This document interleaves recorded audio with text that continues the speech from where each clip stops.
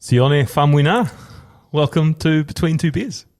Thanks, guys. It's good to be here, and congratulations on what looks like a really successful podcast. Cheers. We're so excited to have you in our Hamilton studio today to share your story. We caught up with you recently in Rotorua, where you live. We were at a big trade show and Seamus and I got talking to you for about 45 minutes, I reckon. And straight away we knew we had to get you on the pod. Like, there was so much gold just in the chat we had about your life. Like, you have lived such a life. Hey, it's built for long form podcasting. Oh, yeah, I guess I have, not just obviously during my footy career, but even before that and up until this point. So, I'm a bit nervous because I'm like, oh man, what are these guys going to ask me? But it's, you're right. And I'm just happy to be here and sort of, share a bit about my story and journey. The lasting impression we had was that you seemed both in a really good place, but also ready to share your story. And I know you've written a book, and I know you've had these media tours almost, but I just feel like it's different in a long form podcast to really tell your story, right? Yeah, it's you brought it up just then. I did write an autobiography, and I've done a few interviews and other podcasts, but there's still a lot of stuff that I haven't shared. And like you said, Steve, it is probably made for long form podcasting. So man, I'm ready to get stuck in and. It's like the nervousness there. It's fine. It'll be fine. It'll be fine. Don't worry. Yeah, before we do get stuck in, we didn't stick around for the big party on the last night of the trade show. Was it a Brazilian theme, like a carnival theme? Yeah. Did you? The question is, I'd heard from one of your sources that you've got an incredible robot dance. Did you bring the robot dance out at the reception? The Rotorua robot. No, unfortunately, the robot didn't make an appearance. It's been a while since I've done the robot. It's actually funny because the last time I did it, like everyone that's seen me do the robot, they always say the same thing. It's like, man, that's a big ass robot. That's exactly that's what your wife Renee said. Yeah, that's exactly what Stephen said. And I said, no, don't say that. It's like he's a big guy doing the robot. It's just a robot. But I'm glad that it is a big ass robot. Yeah, okay, one day we'll get to see it.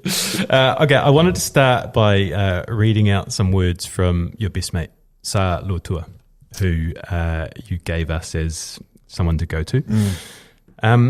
He says, I think the guy that Sione is today is a lot closer to the kid that I met when I was 5 years old at Henderson South Primary School. Just the way he interacts with people now and his demeanour. He's come full circle. He's just a good, genuine, caring, kind guy who always wants to help other people. It's why he's my best friend, but it's been a ride. At one point, when he was drinking a lot, I cut him off for a whole year. That was tough. A whole year not talking to your best mate, but it had to be done. I knew where I stood. I didn't want him running back to me every time he stuffed up. My family actually set up an intervention to get us talking again, and our friendship went to another level. In the last decade, we've been the strongest we've ever been. I should also say that all my friends are competitors, but he's alpha competitor number one. Whether it's ping pong, sales, whatever, he's that guy who has to win. The man with you today is a guy I'm really proud to call my best mate. His story needs to be shared, and he's a really important voice in our Pacific Island community, but also his story is not finished. Oh, Yeah. you wanted to start with that, eh? Oh, yeah, far out. That was really heartfelt for me, listening you read that from my best mate. I've known him ever since, 5, even 4 years old. And I'm trying to sort of remember back to the time he just spoke about where he cut me off. I don't blame him. But to hear him sort of share those words of encouragement, it really means a lot. Picking up on the end of what he said there, we both got the same feeling that you're kind of just getting started. And we're going to talk about your journey to get to where you are now. But it feels like there's just a fire in you, which is is about to go and get it, or you're already in the process of getting it. Is it accurate? Yeah, it is 100% accurate. For me, I've been on this journey that we call life, obviously, for a long time, but I've always had this inkling that this may sound a bit, I don't know, egotistical, but I've always had this inkling that I was destined for more. Moving back to Aotearoa after 12, 13 years in Brisbane, it just felt like, okay, you've got unfinished business to do now that you're back. So it's pretty crazy to hear Sa say that, because he's obviously my best mate. He's the closest person that I have. He's like my brother. So obviously he can sort of sense it and see it. But yeah, who knows? This being on 2 beers could be the catalyst for that. There's a line in there as well around being an important voice in the Pacific Island community. How important is that to you as somebody? We're of a similar generation, and maybe there weren't that many prominent male voices, really positive ones, coming up through that Pacific community. For Sa to say that, it's almost like the way that I'm hearing it from him, it's like him telling me, bro, it's time. Because I've been sitting on the fence for a long time, especially since I moved back to New Zealand. I didn't want to be that guy to fly the flag for our Pacific Island community, because my, go-to reason was, man, there's enough Pacific Island leaders in Aotearoa to fly that flag. But that's just me being like not stepping into what I think is part of my purpose. I've had numerous people ask me, obviously being on social media and all of that say to me, man, you should really take a stand and promote, Pacific Island culture in our community. And I've always resisted, because there's still a part of me that thinks, oh man, who am I to be that person? Am I even worthy enough? So, who knows what might happen now since it's been put on. I've been put on the spot. All right, take us back to the beginning. Growing up in West Auckland, what was your family unit like? What do you recall of your early days? So, growing up in Henderson, West Auckland, Henderson Valley to be exact, I've got nothing but awesome memories. So my family unit at that time was obviously mum and dad, and there was me and my older sister, and then we had my grandparents. So we lived in a 3-bedroom house. In the garage, we had about 6 other people staying there with us, my mum's brothers and her cousins. So I grew up with a lot of family, and in my mum's family, every Sunday, I think it was the last Sunday of every month, we'd all get together with her cousins and my grandma's siblings and their family. So for me, for the first probably from 5 to 12 years of age, I was just surrounded by family. That's all I knew, and it was awesome. Sport was massive back in when I grew up. Sa played a big part in that. So Sa's house was the MCG, Eden Park, Madison Square Garden. Yeah. He had a basketball hoop. He had folding tables that were put in his backyard and play tennis. His front yard was, the MCG cricket ground. He lived in front of a horse paddock. So when we got a bit older, we used to chuck the lawnmower over the back and mow a cricket pitch. And then there was, where the horses practice on the sand and all of that stuff. That became our league ground. So sport was massive growing up with Sa and our other friend Alo and a lot of the other boys, kids that lived in that area. So this is a question I was getting excited about asking you with Shay this morning in our prep. School Athletics Day. Are you winning all of the events? All of it. Cricket ball throw, javelin, sprints. Cricket ball throw, isn't it shot put? We had cricket ball throw at Mairoa. Oh, okay, yeah, sorry, before you get, yeah. If I'm being totally honest, I wasn't winning all those events because there were just kids that were way more faster. Like, primary school, we did 60 metres, not the full 100, and then long jump and throwing games and all of that. I was coming 5th or 6th because we had a whole heap of talented kids. I'll mention his name. Growing up in Henderson, we went to Henderson South Primary. His name's Ray Asara. So he used to play for Bay of Plenty Rugby. So he was the kid. Yeah. Right. Everyone remembers the kid at school, right? Everyone remembers. He was the kid that just won everything. He was fast. He was just, and there was like a whole heap of other guys that I grew up with. They actually went on and played a bit of rugby as well. And then because you remember back in the day they had was it Walter Dixon's and Roller Mills? So Yeah. So me and Sa, we were like, that was us two. We could never make those teams because there were these other two boys that ended up going to school with Sa at Kelston Boys. And his name was Patrick Sengi and the other guy was Henry Lawson. Yes, I remember. Right? That's so good. I still remember because they actually played in the Kelston, I think, First 15 that won the World Champs. Oh, I remember that, yeah. And so those two guys kept me and Sa out of all these those teams. And I was like, man, this is crap. Like, you know.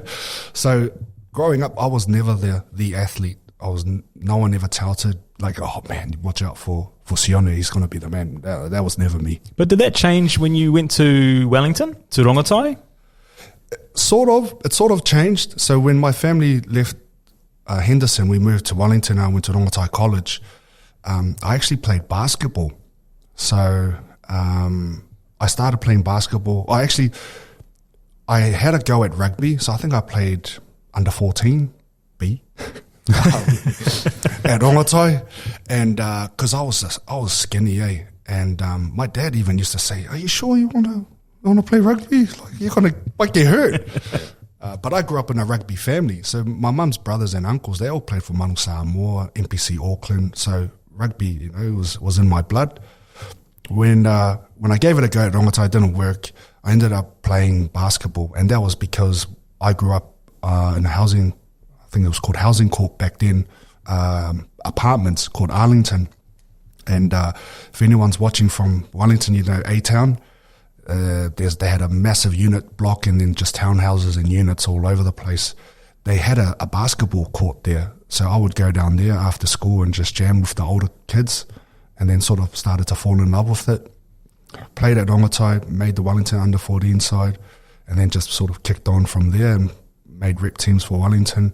I really enjoyed it. I used to get sort of a bit down though, because when it started to get to the reps season, New Zealand under 16s, 18s, and that, I could never make it. And there was two guys that played in my position that kept me out all the time. One was Kirk Penny, and the other was Lindsay Tate.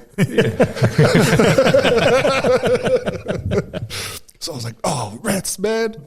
But yeah, and so, I really wanted to try and go as far as I could in basketball. Like I wanted to play in the NBL, and all of that stuff. But then when I finished high school, because I did, I think 4 years at Rongotai, went to Wellington College for 1 year to play basketball.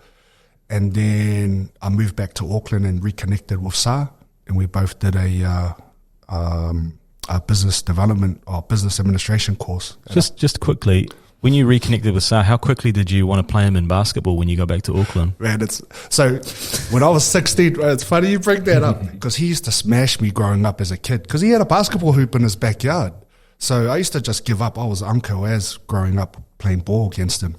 When I moved to Wellington, I used to come up to Auckland to stay with my grandma, and I caught up. I finally convinced my uncle, please, can you take me to my mate's house in Henderson? Yeah, all right. So reconnected with Sa when I was about 15 or 16. Saw he still had the hoop. And I was like, bro, let's have a one-on-one.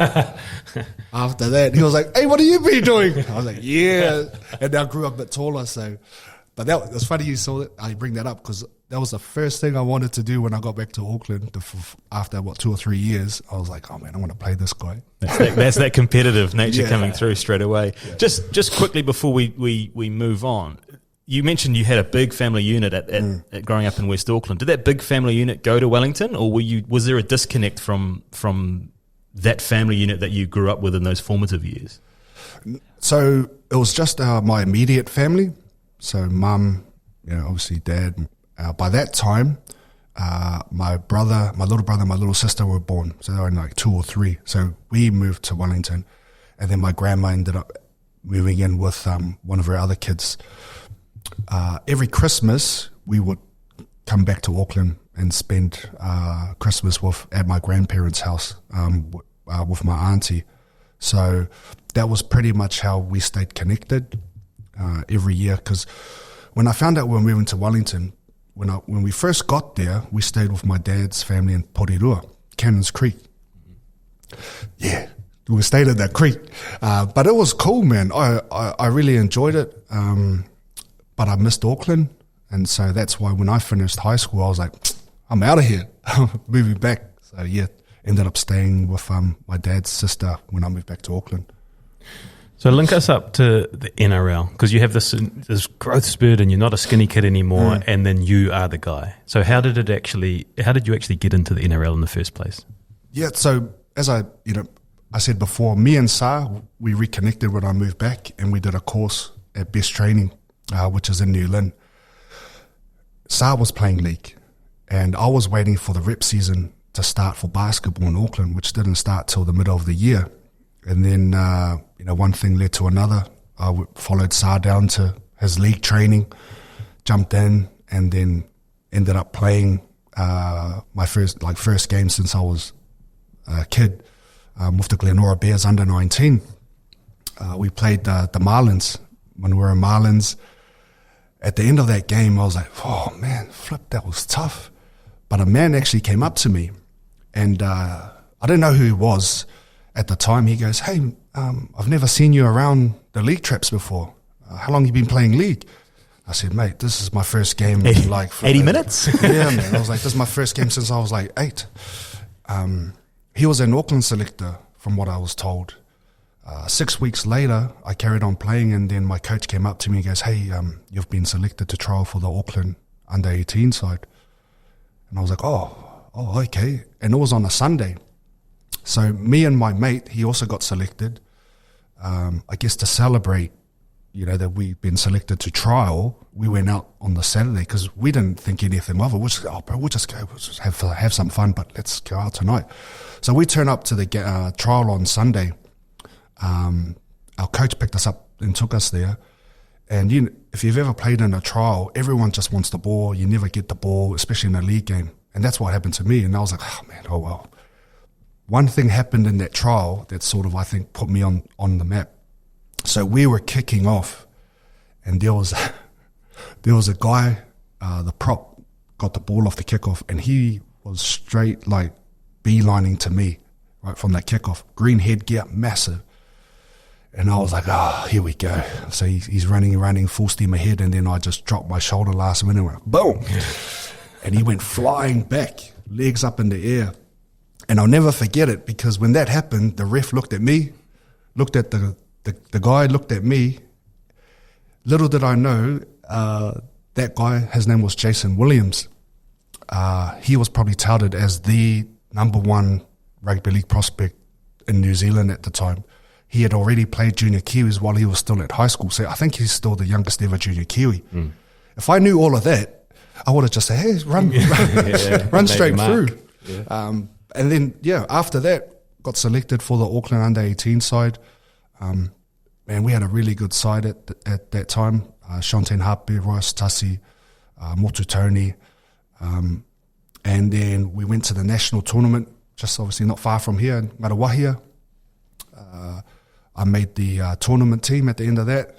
I got player of the tournament, forward of the tournament, and then made the New Zealand under-18 side. Went over to the Cook Islands, played in a Pacific Cup, came back, and then an agent got in touch with me and said, hey, I've been following you for the last however many weeks. There's a few NRL clubs in Australia that would be keen to bring you over and have a look. So I fly over. I spent a week at the Roosters. I was staying with my cousin's husband, who's David Solomona. He was there at the time. And so I trained with the first grade squad for about 5 days. I was dead set. To sign right then and there. But then I had to go down to Canberra and spend 3 days down there. When I came home, I hadn't even told my parents. So I come home, and then I ring my mum and I said, hey, these NRL clubs are interested in signing me. She goes, NRL, what's... And I say, oh, rugby league. And she goes, when did you start playing rugby league? I was like, oh. So anyway, when I told her and Dad, they wanted to speak to one person from the Roosters and one person from the Raiders just to see, hey, you know, what's my son going to walk into? And then after she spoke to the people at the club, she goes to me, she goes, oh, son, you're going to sign with the Raiders. And I was like, hey. And they had the worst offer financially. But she goes, no, I don't want you to go to the Roosters because they're going to put you in a house with no supervision. The Raiders have got a hostel and they've got a parents there that will look after you. And I was like, oh, what? So, yeah, that's pretty much, I ended up signing a 2-year deal with the Raiders. So, April 1999, I'm starting for Glenora under 19. November 1st, I'm lining up for preseason training alongside Brett Mullins, Laurie Daly, Mal Meninga. Yeah, okay, this is wild. So across that 12 months, so you're 18, right? This is when you're 18. I just turned 18. So across that 12 months, from that first game where you get noticed, was there a point when you realised, I'm fucking really good at this game? Like, did you understand what all the hype was around really quickly? Like, did you have that self-belief straight away? No, I didn't. And if I was to probably pinpoint when that happened to me was when I got all those awards at the National Rugby League tournament. That's when it sort of hit home for me, because after that tournament, man, all the boys would come up to me, man, you're the man. Like, I was like, yeah, I'm the man. But I'm still not good enough for the Warriors to want me. Because when I got all those awards, I did say, I thought, yeah, man, I'm going to stay here and I'm going to try and get a contract with the Warriors. They weren't interested. And that really sort of peeved me off, because I was like, man, based off these awards, I'm supposed to be the best 18-year-old in the country and you guys are telling me you're not interested. And I held a grudge for a while about that. But then when I signed with the Raiders, I was like, okay, this is a pretty cool opportunity now. And then you sign a professional contract at 18. Mm-hmm. Does it change instantly? Like, I don't know what the size of a contract for an 18-year-old is in the NRL back in 1999, but is that the first time that you're earning real money? So I didn't sign what they call a full-time contract, which is, back then, it was a top 25. Now it's top 30, I think. So I didn't sign a top 25 contract. I signed a development contract. So that was for $5,000, and I had to work in my first year. So here's a funny story. So the whole of preseason, my first time at the Raiders, I'm training with the first grade pretty much squad and the reserve grade squad. So there's about 40 of us. When the season starts, they put me back down to flag, which is under 19s. And I'm like, hey, why am I coming back here? So I ended up playing flag probably the first half of the season. And I was working, hanging curtains and blinds. I noticed you checking out the when you walked in straight away. Yeah, I did. I could tell. Good job, guys. You could probably make that rail a bit higher. It's not level. And so when I carried on playing flag halfway through the year, I was just biding my time to get called up back to reserve grade, and that didn't come. So we had this mid-year function for the club, and had a few drinks, and I approached the reserve grade coach. Oh, yeah. Throughout this long form podcast, you're going to see the patterns. See the moments. And I approached him. I said, hey, man, when are you going to give me a shot in reserve grade? Apparently, I was along those lines. The following week, we go to training, and we're training alongside the reserve grade squad, and the coach goes, Sione! I run over, and he goes to me, he goes, mate, don't you ever come up to me like that again. And I was like, oh, sorry. His name's Gary Grinke. I said, oh, sorry, coach. And he goes, you're on the bench this weekend. And then I played reserve grade and never got dropped. So I ended up playing the rest of the year in reserve grade. Yeah. So the decision was to go to Canberra because they thought it would be more supervised. But this hostel that you were in wasn't what? they thought it was going to be, right? Yeah. So it led to the start of some issues with alcohol and homesickness. Yeah. Was that immediate? Yeah, it was. I'd never been away from family, and then going into this whole hostile environment where there's other footy boys trying to pursue a career, but then the other half were students. And my room was so small, it just fit a single bed, and there was a little desk, and that was it. You had to, it was communal showers, communal eating. And I just got really homesick. And then I ended up sort of, partying a bit, going out. Because I went over with 2 other Kiwi boys, and one of them came up to me one day and goes, "Bro, do you know you've got a massive opportunity here, and all you want to do is just go out on the piss?" And I'm like, "Yeah, well, what's wrong with that?" And I didn't know at the time, but I guess it was my way of just trying to deal with the homesickness. I only lasted 3 months at the hostel, and then I moved out. I got my own place. I rang the club first, and I said, "Hey man, you're paying for me to be here.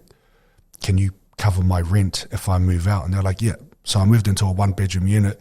Had to grow up pretty quickly, and sort of just try to stick it out.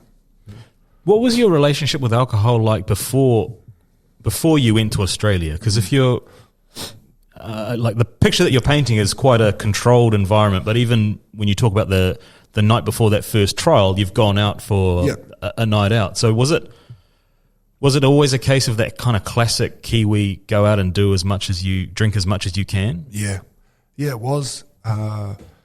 When we went to Rarotonga for the New Zealand under-18 side, we won the tournament, and then the Saturday night, bro, I drank all the way through till like Sunday 10 a.m. And I'm riding on the back of one of the locals. This is in the Cook Islands. I'm riding on the back of his motorbike, holding a 6-pack of Lion Red, that we had to go to the dairy and beg them because you're not allowed to sell alcohol on a Sunday. And then I'm going back, and the boys are just waking up, and they're like, "Hey, are you still?" Yeah. So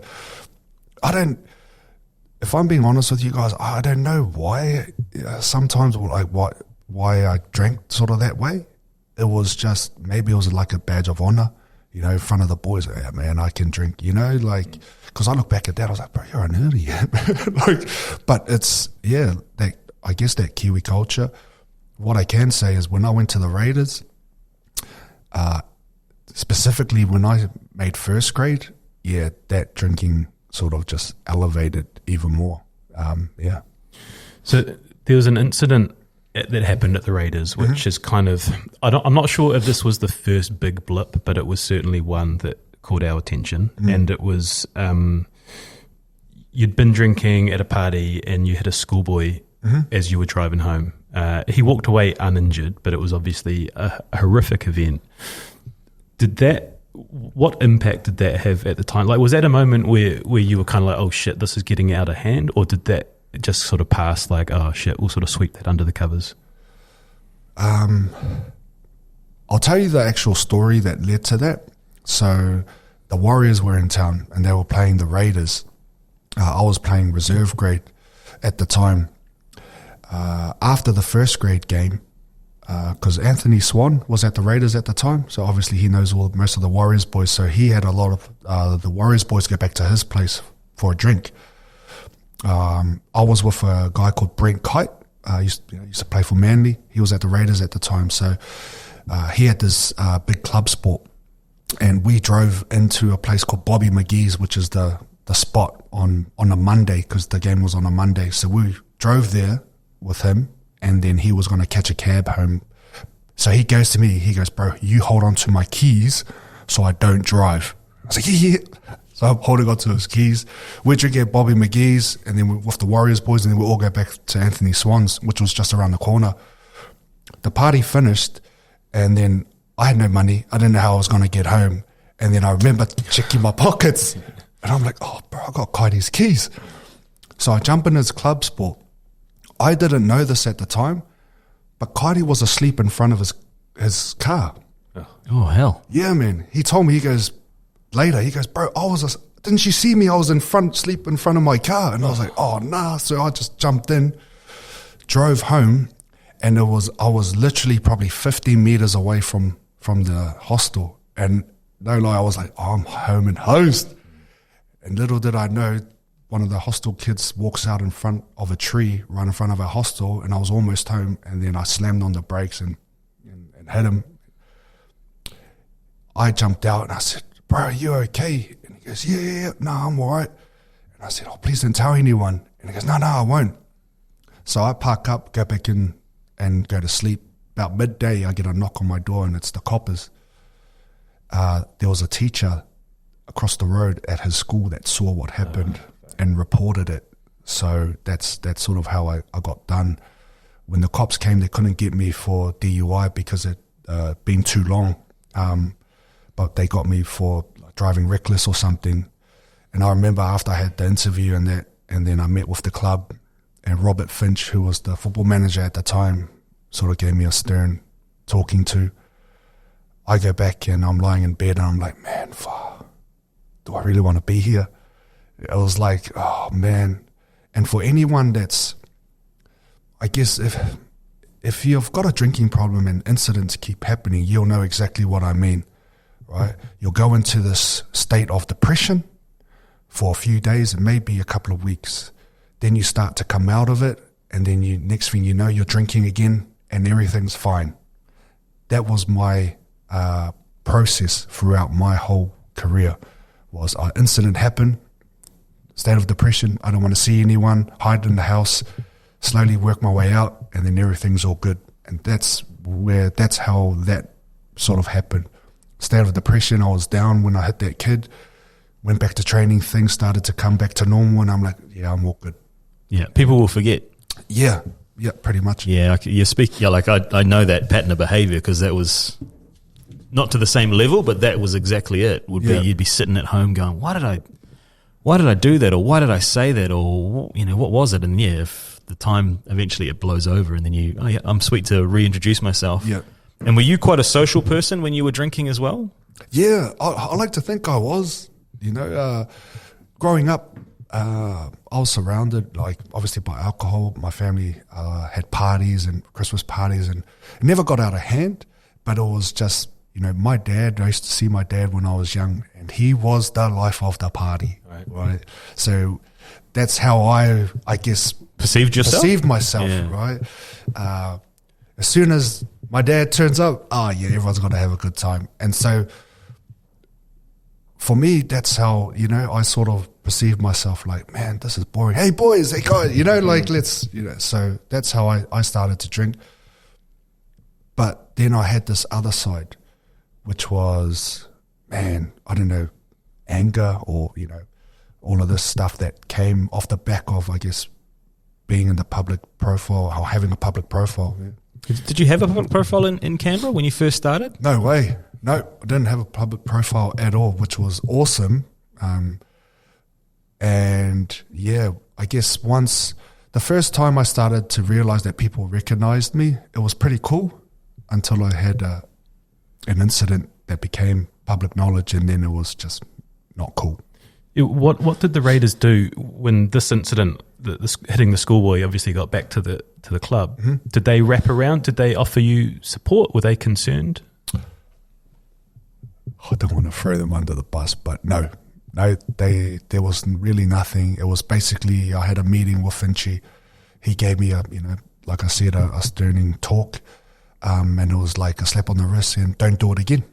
So they dropped me from playing Jersey flag, and I had to play in the local comp for about 2 or 3 weeks, and then, like I was saying, and then I was back up playing with the Raiders. But I think contextually, it's important that player development managers and welfare officers, they didn't exist back in the late 90s, early 2000s. Yeah, 100%. If you look back then to where we are now in regards to player education and well-being, the NRL is probably one of the best organizations in the whole world in that space. Every NRL club has an education and well-being officer. Some have 2. The players have access to support. It's so important now for elite athletes, especially NRL players, to have that wraparound support. But I think, unfortunately, that's the learnings from situations and cases like yours. Yeah, yep, definitely. So link us out to the Warriors. So how does it end with the Raiders, and how do you come back to New Zealand? So in my first year at the Raiders, I played flag and Reggie's. I still wasn't in the top 25 when I started my second year. I got my money had increased to 15 grand because you must know that Stephen loves a money question, because there's going to be some money questions coming. He was ready to go with a follow up. Because I had played X amount of reserve grade games, they upped my money for the following year, but it still wasn't a top 25. But I was invited to train full time in preseason with the first grade squad. And then I got asked to trial in one of the first trials for first grade last minute because one of the guys got injured at training, and that was against Parramatta down in Bega. I played centre and I must have went all right. I thought it was a trial because the Raiders didn't really put a full strength side together, but when I saw the team list for Para, it was like their full strength side. I was like, what the fuck? Like, who are you marking? Oh man, I can't remember, but what I do remember is David Solomona was he at Para then? I'm pretty sure he was at Para by then. He was playing Nathan Hindmarsh, Ian Hindmarsh, so they had, and then I must have went all right. I got asked to trial in the second trial, and then I made the 17 to play in round one here in New Zealand against the Warriors, and that's when I made my debut. So when you made your debut against the Warriors, did you feel like you had a point to prove? Yep, 100%. I still had that chip on my shoulder around, man, you guys didn't want me. I want to, show you that you made a mistake. In 2001, that was Daniel Anderson's era. So that was his first year as Warriors coach. So at the end of 2000, I had made the junior Kiwis, and we had played against the junior Kangaroos in Townsville. I didn't know this, but Ando and Mick Watson were in the stands. They actually went there to watch one of the halves for the junior Kangaroos, Luke Brannigan, and then they saw me play. And but then they found out that I was still contracted to the Raiders. 2001 made my debut, and then I can't remember what round it was, but we ended up playing the Warriors again, but this time over in Canberra. And I got in, Tony got in contact with me. He goes, bro, come catch up, have a feed. So we went down to one of the malls in Canberra, and we were just having a feed. And he goes, after the game tomorrow, come over. The club wants to talk to you. And I was like, hey. I was like, oh, yeah. So we played the game on Saturday night, and then I we won, finished the game, and then I head over to the hotel. As I'm walking in, Ando walks past and sees me and carries on walking, doesn't acknowledge me. And I'm like, hey. Then I turn down and look at our lobby, and there's Eric Watson, Mick Watson, and Tony Kemp. And they wave me to come down. So I go down and I sit down, and then I get introduced to obviously all of them. And they said, you just have to excuse Daniel. He can't be here because he's breaking down. Yeah. Because Ando was like, man, I'm not going to be in this meeting, right? And so Mick's sort of selling the club, telling me that Ando wanted me to come back home. They had watched me play at the junior Kiwis versus junior Kangaroos. And I said, oh man, I've just activated a clause in my Raiders contract that extended it another year. So if I had played 5 first grade games, I got an upgrade and a year extension. I just played my 7th game, and then I said, I've still got another year. And then Eric Watson sitting there like, mate, just get it done. Like he's talking to, he goes, mate, whatever it takes, just bring him home. So we finished the meeting, and then I remember I was talking to my agent, and I said, man, I want out. Because when I left there, mentally, I was already checked out of the Raiders. I sort of didn't really want to be there anymore. By that time, Mal had left, and now Matty Elliott was the new Raiders coach. He had got wind that obviously I wanted to leave, and he called me in, and we had a big meeting, and he was like, man, we can see, I can see us building a really good team, and you're a big part of that.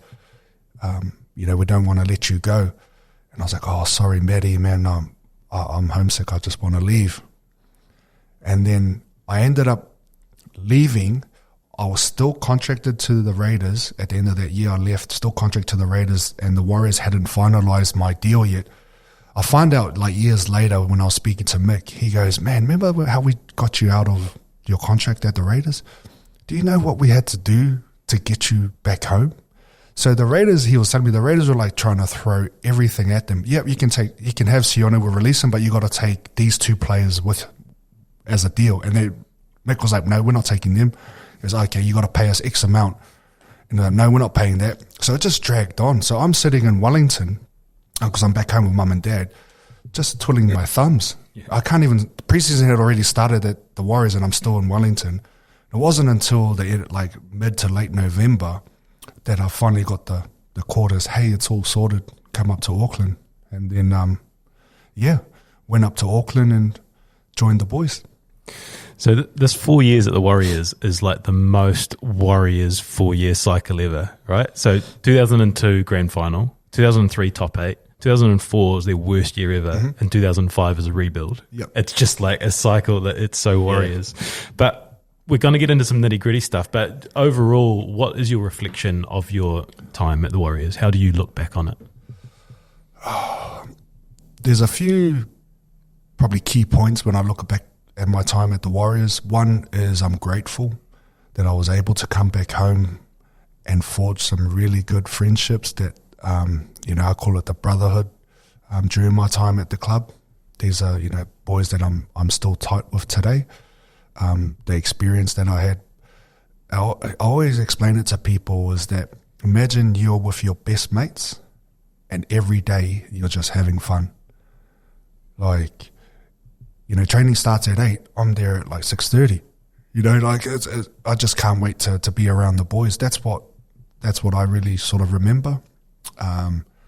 From a footy side, we should have won a grand final. We made it. We lost, but we had a squad that should have built upon that. And that's sort of, one of the things that I sort of regret, because when I look back at my time, I was just along for the ride. I know looking back now, I had the potential and the talent to really make a big impact, during my time. There was not one time during my whole NRL career that I said to myself, I want to win an NRL grand final. That never entered my mind. And I honestly, if you ask some of the boys at the club, at the Warriors, probably never entered their mind too. That's such a, not crazy admission, but that's such a real admission for a former player to make. Yeah, I don't think it's not that we didn't believe we could win a comp. What I was trying to say was that wasn't at the forefront of my mind, and probably I'll give you an example. So we're in the team room. We've got table tennis and a big screen projector and that. So we're all just lounging out there. And Daniel Anderson walks in and he's like, oh man, what about that game last night? St. George. And the boys look at each other like, yeah, man, what a game. And he goes, they didn't even play last night. Gotcha. And so Ando could never get over that we didn't watch footy. He couldn't get over that we didn't live and breathe rugby league. For a lot of us island boys, it's like we just happen to play footy because we actually go all right at it, but it wasn't our whole life. Yep. When I was at the Raiders, dude, some of those Aussie boys, they're 24/7 league. They know stats, they know history, they know all of that stuff. Whereas me, I'm like, bro, I just play this game, As soon as I finish and training or the game, I've got other things to do, you know. So Yeah, I've got a question to ask to peel that out. How much time did the Raiders spend practicing or planning their try celebrations versus the Warriors? Very little. I know. So I played with Marty McClendon, and he did a post-try celebration that even to this day I'm still scratching my head like, what was that? You know, at the Warriors, obviously Henry Vatuvei, the try celebration king, he always practiced it. He would come, like, it would just pop in his head sometimes, like, oh, what about this one? So we'd be like, nah, probably don't do that, or oh yeah, that's all right. So because our mole from within that squad said you guys maybe spent more time practicing your try celebrations on the training field than maybe some of the runs. I'm trying to think who that mole might be, and I know exactly who that mole is. It's because they probably didn't know how to do a post-try celebration. Yeah, we've got a few bullet points we're going to work through, a few fun ones and then a few more serious ones. But was there like a big pre-game chat that Daniel Anderson was giving, and he started getting pissed off because you guys weren't where you should be and you were in the toilets doing something? That could be taken really out of context. Okay, Colouring boots. Colouring boots. Okay, doing your hair. Yeah. Oh man, that wasn't me. I'm happy to share who those players were. There's Henry Vatuvei and Clinton Torpy. Yes, I remember that. This is where you're going to cut to a snippet of Torps when he had his mohawk mullet.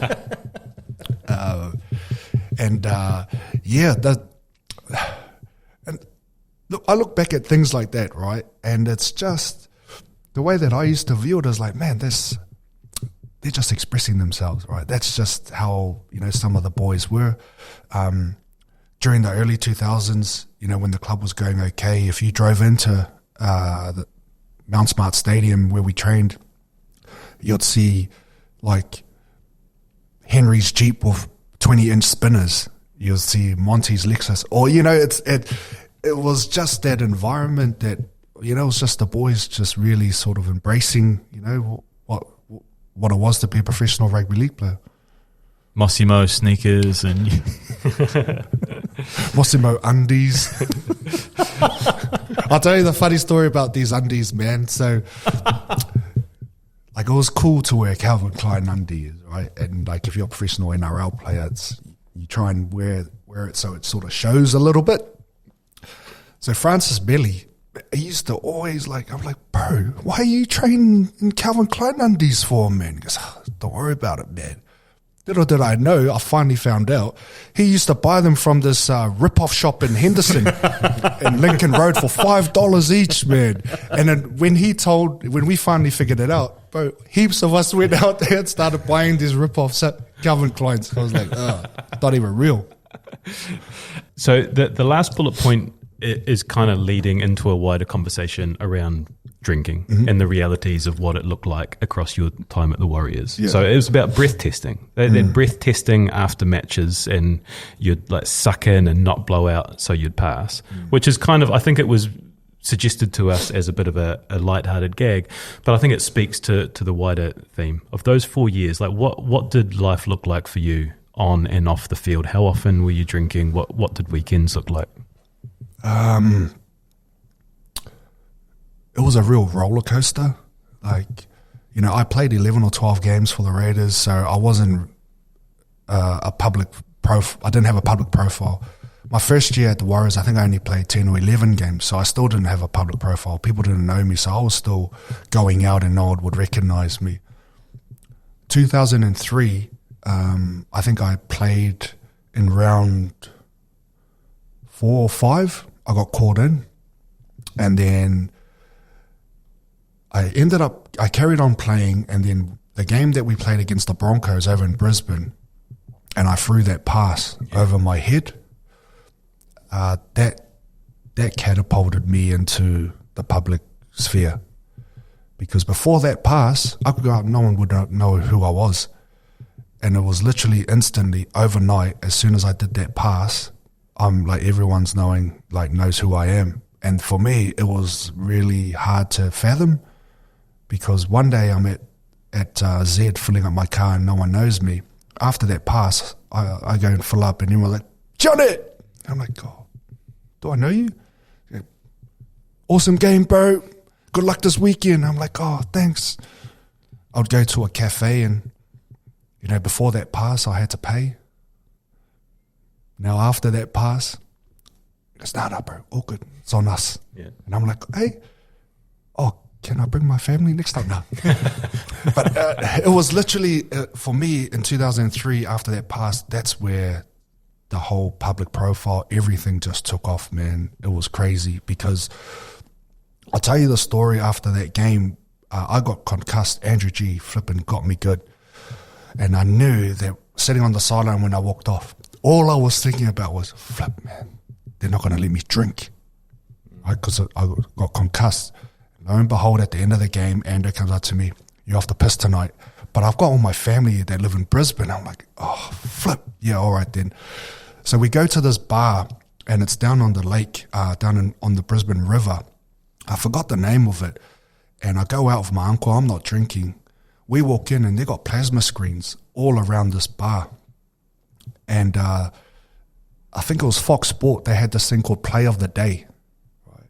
And I got the number one play of the day for that pass. And it just kept replaying over and over, like every 15 minutes. So now people are coming up to me looking at the big screen going, hey, that's you. And I'm like, oh, yeah.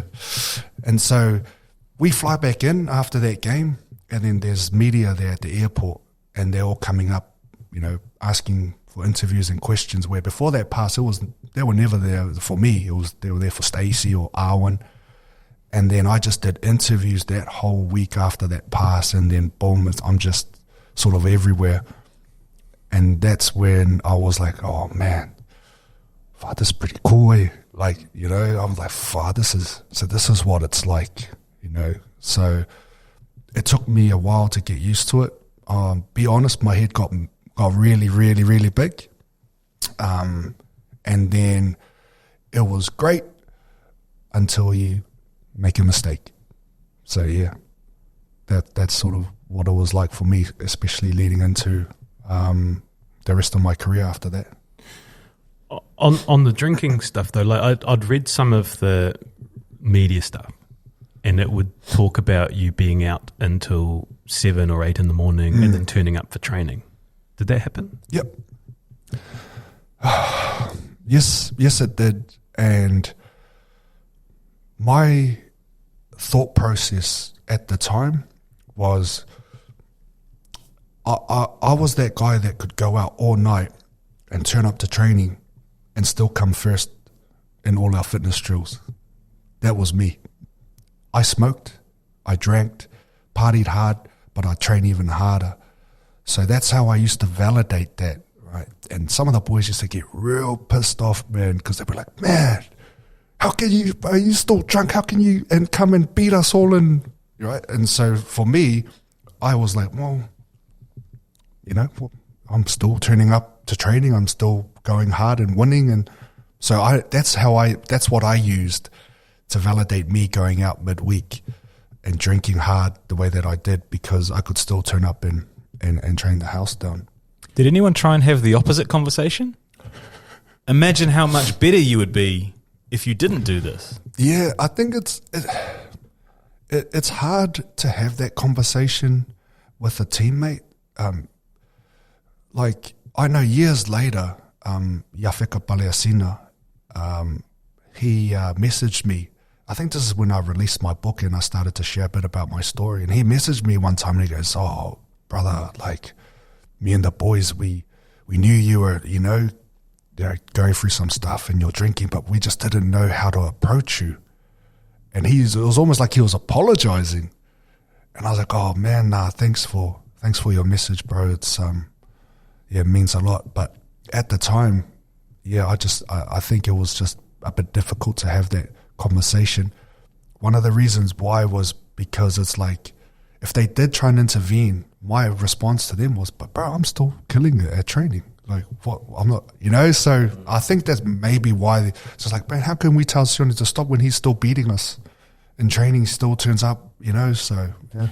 When you think back to that now, like, how do you feel about it? Because you were still an incredible player, but you could have been one of the best we ever had. Yep. Do you think about that? Yep, I do. I used to think about that a lot.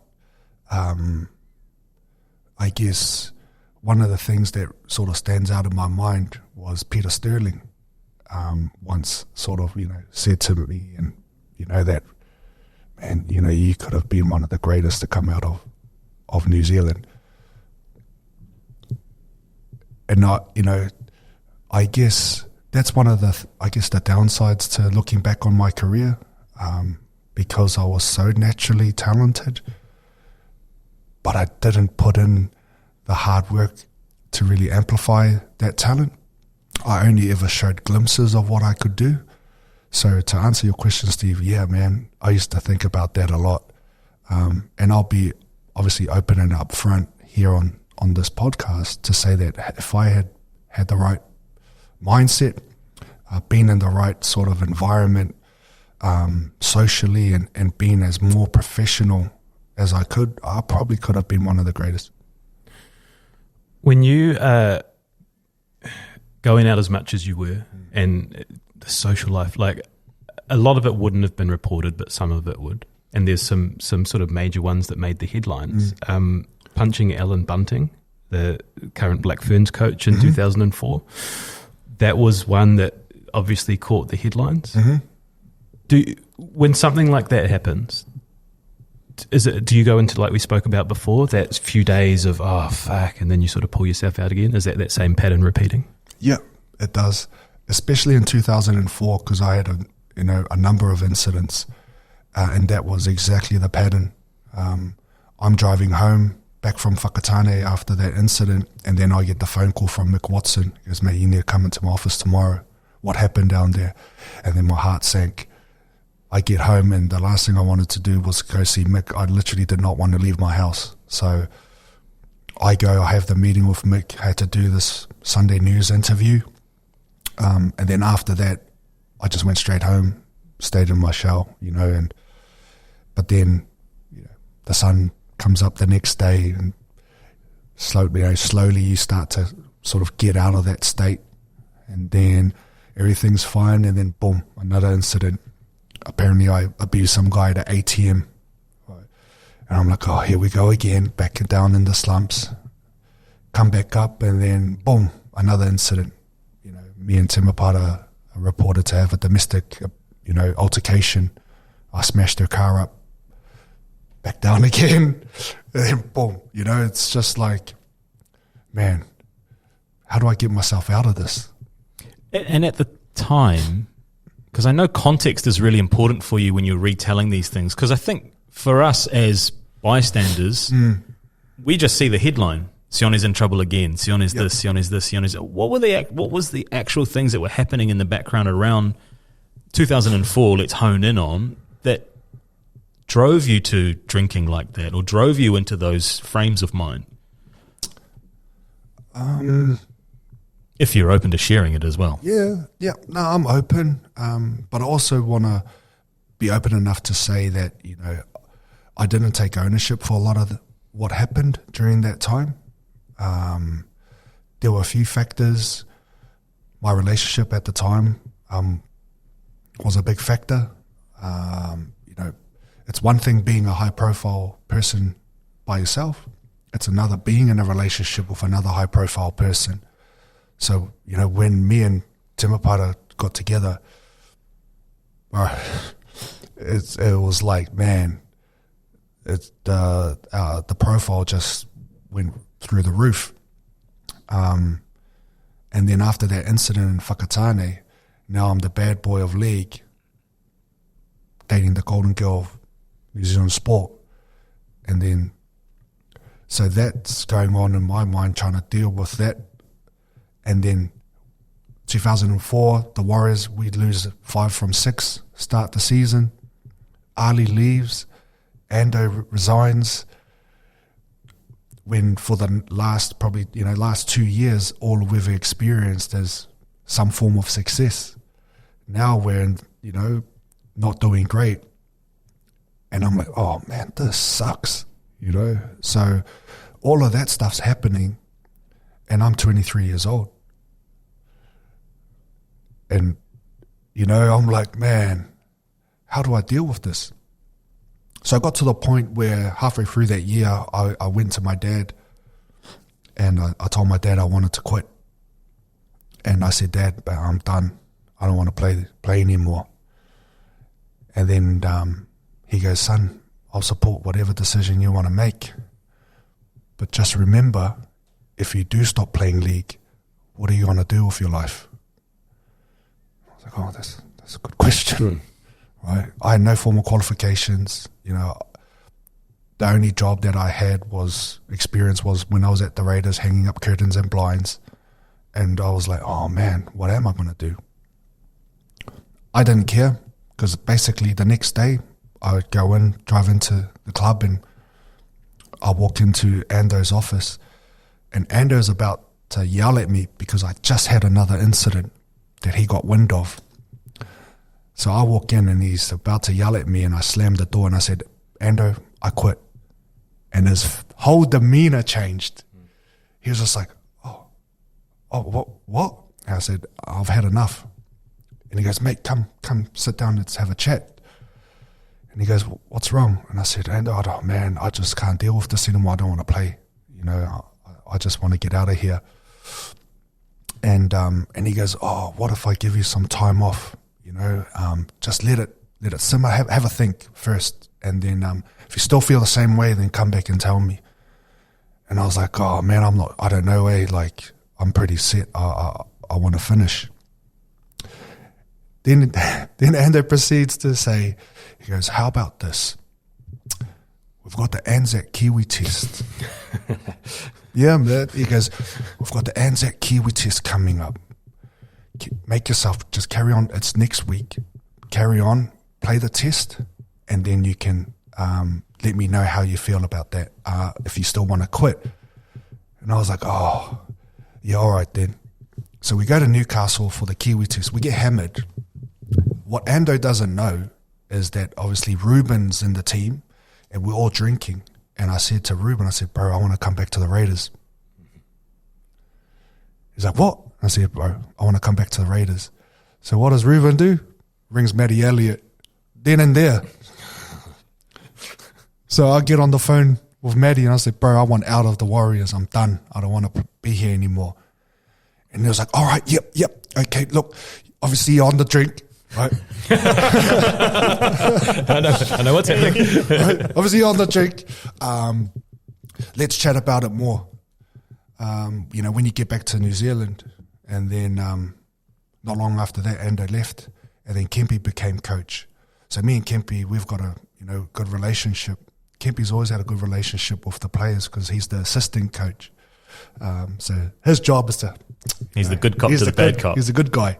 So when Kempy became head coach, I was like, oh no, I'm not going to leave him. You know. So I ended up sort of staying. Just listening to what you're saying, like that's such a spiral of doom there in 2004. 23, you're getting paid shitloads of money, you've got a drinking problem which isn't being addressed, you're in a high-profile relationship, media is everywhere, and you don't want to be playing the rugby. Like, I can just see that mix, how destructive, where the destruction comes from.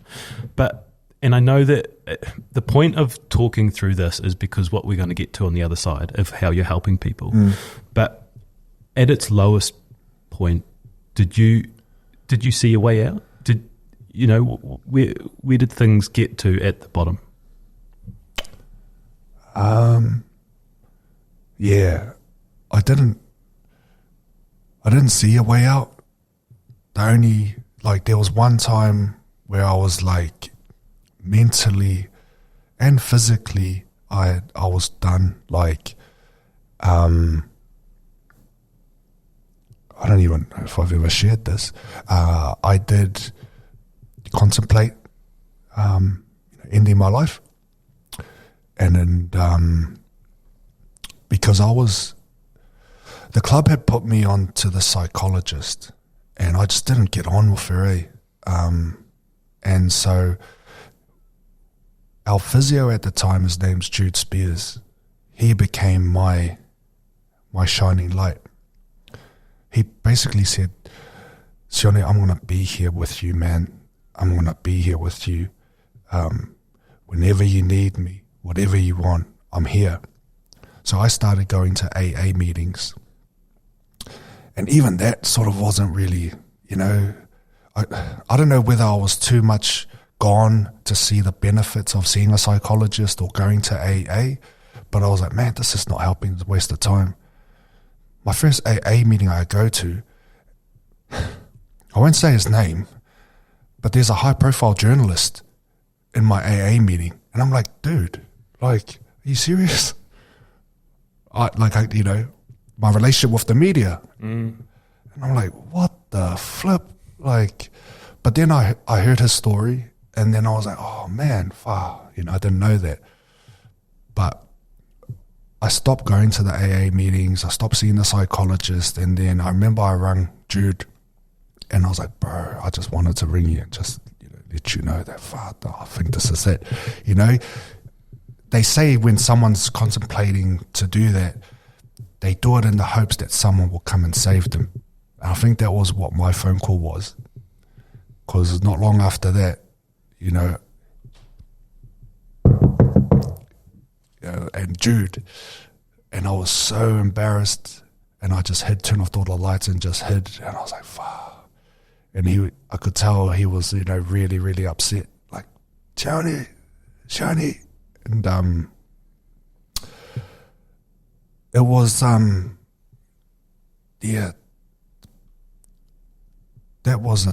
was a time when I look back at it now, I was like, fuck, man, I just didn't know what else to do.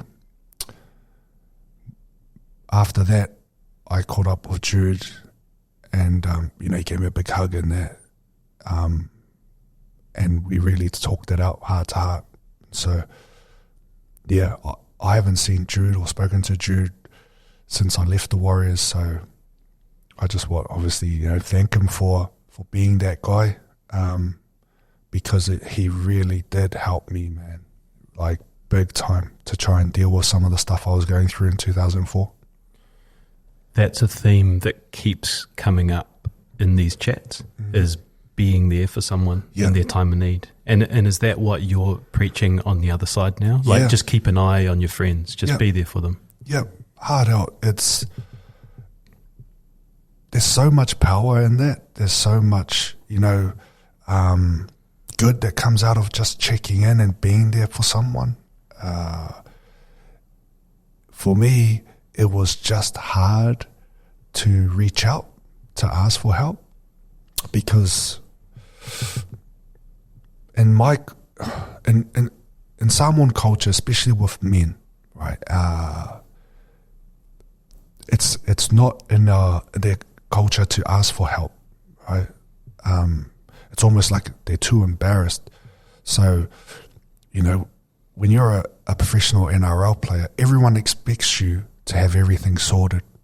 Everyone thinks that you've got everything sorted. But man, no, that wasn't the case for me. So, and I was just grateful that Jude happened to be that guy for me. This kind of leads nicely into 2005, because from what I understand, after this, it sort of turned around, right? You quit drinking and it was your best season. Yep. And those obviously two things linked together. Is that how it happened? You stopped drinking at the start of the season and had your best year? Yeah. So when Kempi started the 2005 campaign, which started in preseason 2004, we had a chat, and he put a drinking ban on me for the preseason. So 7 days a week, I had to, we trained, and then the days off, I still had to turn up to training. And I would either train, or they'll just check that I wasn't on the drink. For me, when he first said that, I was like, man, that's bull crap. Like, but I could see he was just trying to help, right? And so then I ended up carrying that on. I started going back to church with my mum, and 2005, was probably my best year. I remember before the start, we had just moved into the new premises, which was underneath the main grandstand, the new training facility, and they started putting up these photos of the player of the year for the Warriors from inception through to present. And I remember thinking to myself, man, you know what, I'm going to get my photo up there this year. Like that's going to be a personal goal of mine, because if I do that, I'm going to help the team with how I perform. And so, yeah, man, it's, you know, I went out there, I was off the drink for ages and just playing some of my best footy. Did you win the award? No, I didn't win the award. So we had our end of season prize giving, and you know, I don't know, it's funny just talking about it with you guys, because it really is taking me back to that actual award dinner, because leading up to it, you know, a few of the boys are coming up to me and they're like, "Oh, bro, you got your speech ready? What are you gonna say?" And then there were like some reports in the media like, "Oh, you know, Faumuina's, you know, probably in line to get the Player of the Year." And did your peers know how important that was to you? Had you spoken? No. Well, that was a goal. Was that just an internal goal? It was just my own goal. And I know, you know, looking back on it, I'm like, man, was that ego driven, or was it really to try and help the team? I think it was a bit of both. I knew that if I got my photo on the wall, it's going to be there forever. So that's why, you know, that's probably the ego side. From a team perspective, I knew that if I could be Player of the Year, I'm playing my best footy to help the team. And so throughout that whole 2005 season, every time we were behind in a game, the message would come out from the runners to me was from Kempi. Was like, Kempi said you need to get in the game. Kempi said you need to get your hands on the ball. Kempi said you need to do something. And I'm like, hey. I'm like, yeah, all right then, you know. So, and there were games that I did, you know, I was just in a real good frame of mind to really focus on trying to play good footy. And then I started to build this confidence around how I was playing. And I just, so for example, the previous years, mate, I'd just go into a game and just play. Didn't do much prep, nothing before, you know, like just go in and play. 2005, I'd really mentally try and prepare. And so people may view this as, oh man, this guy's a flipping up himself. But I used to always tell myself in the warm-up and lead up and before we run out, is that, bro, no one can stop you. You know, no one, they can't contain you. You know, and I used to just keep repeating that over and over to give me that confidence. So, and that's where I think why I probably did have my best season, because there were times during games where I was just like, man, nah, they can't stop me, you know. And so, obviously, get to the prize giving. You know, I was unfortunate, I guess. I didn't get Player of the Year. I had a big sook because when they announced it, I got up from my table, left, gave the death stare to the management and coaches as I was walking out, went downstairs to the bar because we had it at the Heritage. I ordered 4 tequila shots and started peeling them back. I got to about the 4th shot, the last shot, and then I hear this guy go, "Hey, slow down, wait for me." I'm like, "Hey, who's that?" And I turn around and it's Jerry Collins. So the ABs were in town and Jerry was injured. So I'd known Jerry from back in Wellington when he was at St. Pat's. So he come in and we started, you know, drinking, and then we started bar hopping, and I was, you know, just real, like my mindset was like, man, F this, bro, like stuff. And then I had an incident that didn't make the papers. And that was pretty much the catalyst of me spiraling back out, because things then just progressed after that. So I had an incident. Mick had called me and told me, people had got in contact with him about what had happened that night. It was an altercation. It was an altercation, and then it was an altercation from what I can remember, because it happened early the next morning, like mid-morning, and I don't know how it didn't make the papers, but it happened in the middle of Manukau, in the middle of the street. That's what I remember, because then I remember one of the boys who didn't play for the Warriors was trying to drag me back in the car. That's the flashbacks that I have. And then Mick told me that a person's relative had rung, and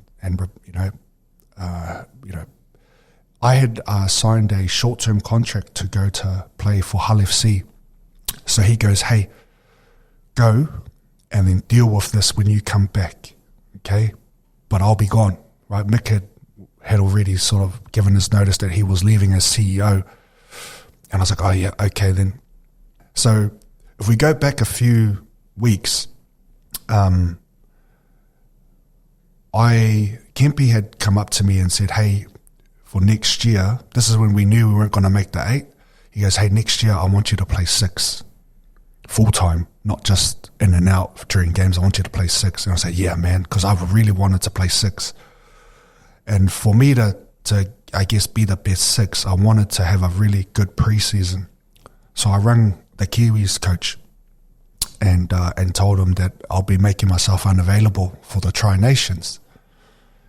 And he goes, yeah, no, okay, then thanks for letting me know. The reason I'm telling you that is because when I come back from England, we've got a new CEO, Wayne Scarra, and we've got a new head coach, Ivan Cleary. And I'm like, hey, what the hell? Right. So I get back from England and they call me into the office and they sit me down, and Wayne goes, hey, Sione, my name's Wayne Scarra. Obviously, you know Ivan, he's the new head coach. We just want to discuss this incident that happened before you left. I was like, oh, yeah, okay. And he goes, oh, yeah. So obviously, we've dealt with it, but we're going to fine you. And I was like, oh, yeah, okay. He goes, yeah. So we're going to fine you 20 grand. You're going to pay five grand, and we're going to suspend the other 15. So if you have another incident, that 15 is going to get activated. I was like, oh, yeah, okay. I joke about it later because that's downstairs in the Warriors team room. All of a sudden, they had all these new computers. And I was like, boys, you can thank me because I bought those. No. And then that's when Ivan sort of had something to say as well. And so, one of the first things Ivan said to me, because Ivan was assistant coach to Kempi, and one of the first things Ivan said to me, he goes, Sione, you're an enigma. I was like, mate, what the hell's an enigma? And he goes, we don't know which Sione is going to turn up every weekend. I was like, oh, okay. And he goes, yeah. And I also believe that you're not worth the money that you're on. When he said that to me and him got off on the wrong foot straight away, right? Because all that kept going through my head is, how can you tell me I'm not worth the money that I'm on? Right? Like, you were here for this whole 2005 season. The messages weren't going out to Pricey to win us the game. The messages weren't going out to other players. The message was coming out to me. And you're telling me I'm not worth the money I'm on? That's what was going through my mind at the time. So I leave that meeting and straight away I'm like, man, F this prick, bro. Like, and then when I'm driving home after that meeting, I'm thinking, oh, this guy better play me at 6 because I just gave up a Kiwi jersey for this club and to play 6. I played one trial at 6. I played round 1 at 6. And then he put me back to the second row. And I'm like, dude, right? So I'm like, just like, stuff this. And I'm drinking heavily now, like really bad, because Ivan's preseason training regime was no training on weekends. So we'll train 5 days straight and have the weekend off. So Friday lunchtime, I'm straight to St. Luke's at the bar and I'm on it the whole of preseason, getting on it hard, binging all the way through, sometimes till like early Sunday morning, and then I'll sleep the whole day, turn up to training. That was what was happening during that time. And then Anzac Test Kiwis comes around, 2006. I don't get picked. And I'm like, what? One of the selectors is at the Warriors, and he comes up to me and he goes, oh, man, just want to tell you that, you know, the coach, he's adamant that you're probably never going to play for the Kiwis again. And that really pissed me off, man. And I'm like, what? Are you serious? Because now I'm like, man, is he really going to do this to me, you know? That everything I'm sharing with you right now, that's how I was at that time. Ask me now to give you my thoughts. Bro, I was a dick, man. Yeah. I was an absolute prick. I'm like, bro, you know, it's just, all I can do is just try and pull the lessons out of how I was during that time, so that at least maybe a current player might be going through the same thing, right? If you're going through the same thing right now, I'm telling you, take ownership, okay? Take ownership of the situation. Yep, you didn't get picked. What can you do to make sure that that doesn't happen again? In a way, you took ownership of the next chapter, right? Because you negotiated your own contract after leaving the Warriors. Yep. What was the thinking there? So I actually didn't negotiate my own contract after I left the Warriors. I negotiated my upgrades within the Warriors. And so I think one of the things why Ivan said what he said was because Mick upgraded me before he left.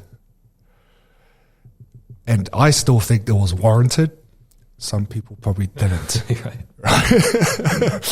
So, and then, yeah, during that 2006, me and Ivan is just, you know, just not thinking eye to eye, and I wanted out.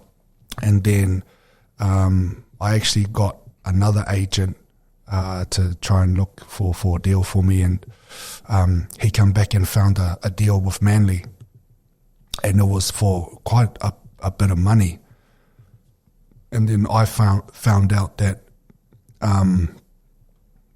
the deal fell through because someone at the Warriors has a really close relationship with Bob Fulton at Manly. And so, yeah, basically that fell through. I had asked for numerous releases, you know, from the club. They didn't give it to me, and then obviously the incident that happened that led to my sacking, that was, at that time, that was just me like, oh, I'm done. Like, you know, I want out of here. So, yeah. Was that the last game at Mount Smart Stadium? Yep. So I was out injured. I fractured my wrist against Penrith, and so I was out drinking Saturday night because, you know, if you're injured and part of the squad, you have to turn up to the games. And I ended up turning up drunk, you know, abused Ivan down in the changing rooms, and, you know, just let it sort of fly at a few people, because the agent that I had got to negotiate a contract or find a contract for me, he was in one of the corporate boxes for one of the games, and he overheard one of the senior management of the Warriors talk about me. I'm not going to share the agent's name, because when he told me what he had heard, he said, Sione, but if this gets out, I'm going to deny ever telling you. I'm like, oh yeah, okay then. So he overheard a senior Warriors management from that time say, man, Sione's been asking for a release numerous times. I'm going to get him dropped from first grade, so his value will drop, and then we're going to give him a release. The next weekend is the weekend that I got on the piss and got sacked. So when people try and figure out why did I abuse certain officials at the club, yeah, that's how that sort of why that sort of came about. And that's a very difficult message to get out in the media. Yeah. At that time. Yeah. Like you've got no avenue really to control a narrative there. Yeah, because when they sacked me, they called me in for a meeting on Tuesday, and I sat down with Wayne and a few other officials. So they gave me, I'm pretty sure I could talk about it now because they hit me with, NDA. Yeah, they hit me with that. I wasn't allowed to speak about it. So, they gave me a payout. Don't get us sued, Sione. Yeah, we'll check the sunset clause in post. Yeah, hard out. I'm pretty sure it's like, we're good. That's lapsed. That's lapsed. Don't come for us, Warriors. But that was obviously under that different regime and management back then. And so that's pretty much how all those events transpired, especially me turning up to the game drunk and having a go at certain officials. I'm keen to sort of move us along into post-rugby league, but first I want to visit North Queensland because I'm wondering, because that's where you ended up next. Yeah. But they obviously have done their due diligence and they would know what's going on with you and off-field stuff or nah? They've decided that you're the right fit for their club? Yeah. So before I went to North Queensland, I actually signed a 3-year deal with London Broncos. And it was for a lot of money, man. This is when I think the exchange rate was still 2.3, 2.4 to the Kiwi dollar. And because you could put a portion of your salary, UK salary, offshore tax-free, if I had completed that whole 3 years, I could have walked away with like a lot of money. I lasted 6 weeks in London, got into an incident on the Saturday, got on a plane the next day and came back. Wow. Shout out to my awesome friends that took me to the airport. I dropped the London Broncos car off and turned up and say, oh, hey, we've got Sione's car. Oh, where is he? Oh, he's gone back to New Zealand. And then that's when I reached out to my old agent. I said, mate, I'm back. Can you find me a club? But I want to play in Queensland because my mum and my family now had moved to Brisbane. So he set me up a meeting with all 3 Queensland clubs, Broncos, Titans, and the Cowboys. I met with the Broncos first, met with Wayne Bennett and Andrew G. At the end of my meeting with Wayne, I wanted to sign. Is he as influential as everybody says that he is when you're in his presence? Yeah, he is. He is charismatic. He's passionate. But the agent that got me the meetings, he prepped me for this meeting with Wayne. He goes, mate, I'm going to tell you exactly how it's going to go. He's going to sell you the Broncos, okay? Just don't give in. And I was like, oh, yeah, okay. But when I first get up there and sit down with him, he doesn't even ask me questions about footy. Like, the first question he asked me is, mate, what's going on over there? And he was talking about the Warriors. And I was like, oh, what do you mean? He goes, mate, what's going on over there at the Warriors? And he goes, if I had coached that club, they would have won 3 premierships. And I was like, oh, yeah. You probably could have. Right. And then he was just kept on asking questions like, oh, why did you want to meet? Why do you want to come to Brisbane? And I told him, I said, my parents are here, my family's here. And then he just carried on like, what does mum do for work? Is she okay? Where's your brother? What's your sister do? And he was just asking me all these questions, nothing about footy. And then when I tried to sell myself, he was like, mate, I don't need to know. I know you can play footy, but I want to know, what you like. So then I'd leave that meeting. I go to down the road to the Titans, meet with John Cartwright. Totally different sort of vibe. All he's telling me is like, mate, we want to play you at 6. We think you can play here. Love your, da da da. And so that's what that meeting went like. and then had to go back to Brisbane, jump on the plane and went up to North Queensland. And they really laid it on me, like put me up in a hotel, booked me into these tourist attractions, and I was with I was me and Temapara, so they flew us both up and wined and dined us. And so pretty much, I'll tell this story. So David Faumuina was there at the Cowboys, so they gave him a company credit card, and they told him, bro, take them out to dinner. And rest his soul, Graham Murray's passed on now, but he takes me out to dinner, and we're talking about it, and he goes, bro, I'm just going to be honest with you, bro. Oh, nah, Muzz is a dick. I'm like, what? He goes, but the boys are awesome. That's what he said. He goes, but bro, the club's mean, man. And so, yeah, then I ended up signing with the Cowboys.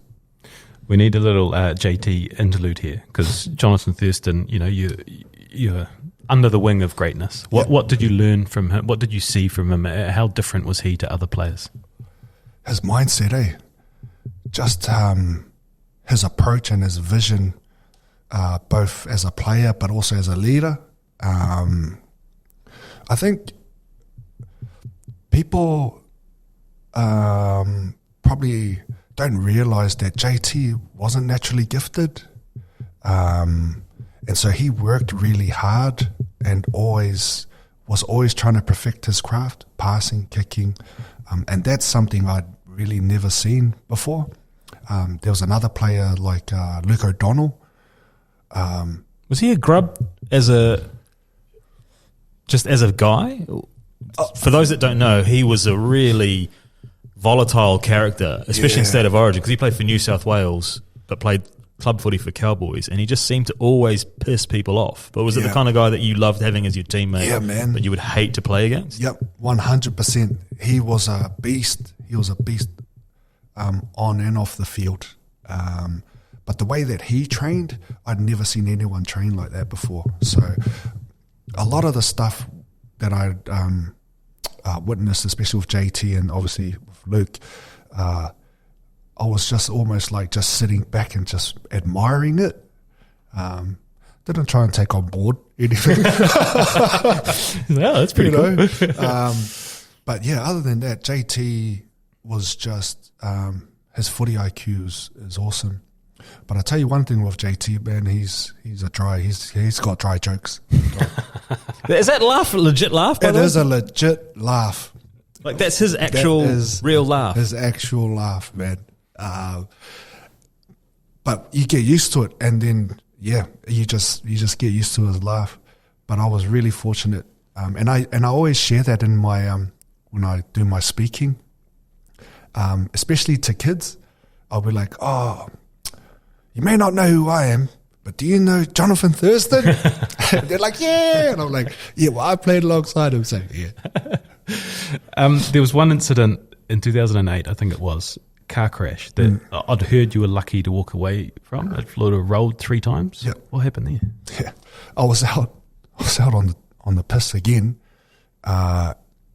in Townsville, and it was just one of those things, man. Like, I thought, oh man, I feel okay to drive, right? And it was just that I wasn't, because I drove out there to catch up with some friends, and I wasn't supposed to drink. It was just supposed to be dinner. What happens sometimes is you have one drink, and then next thing you know, you're having a few more.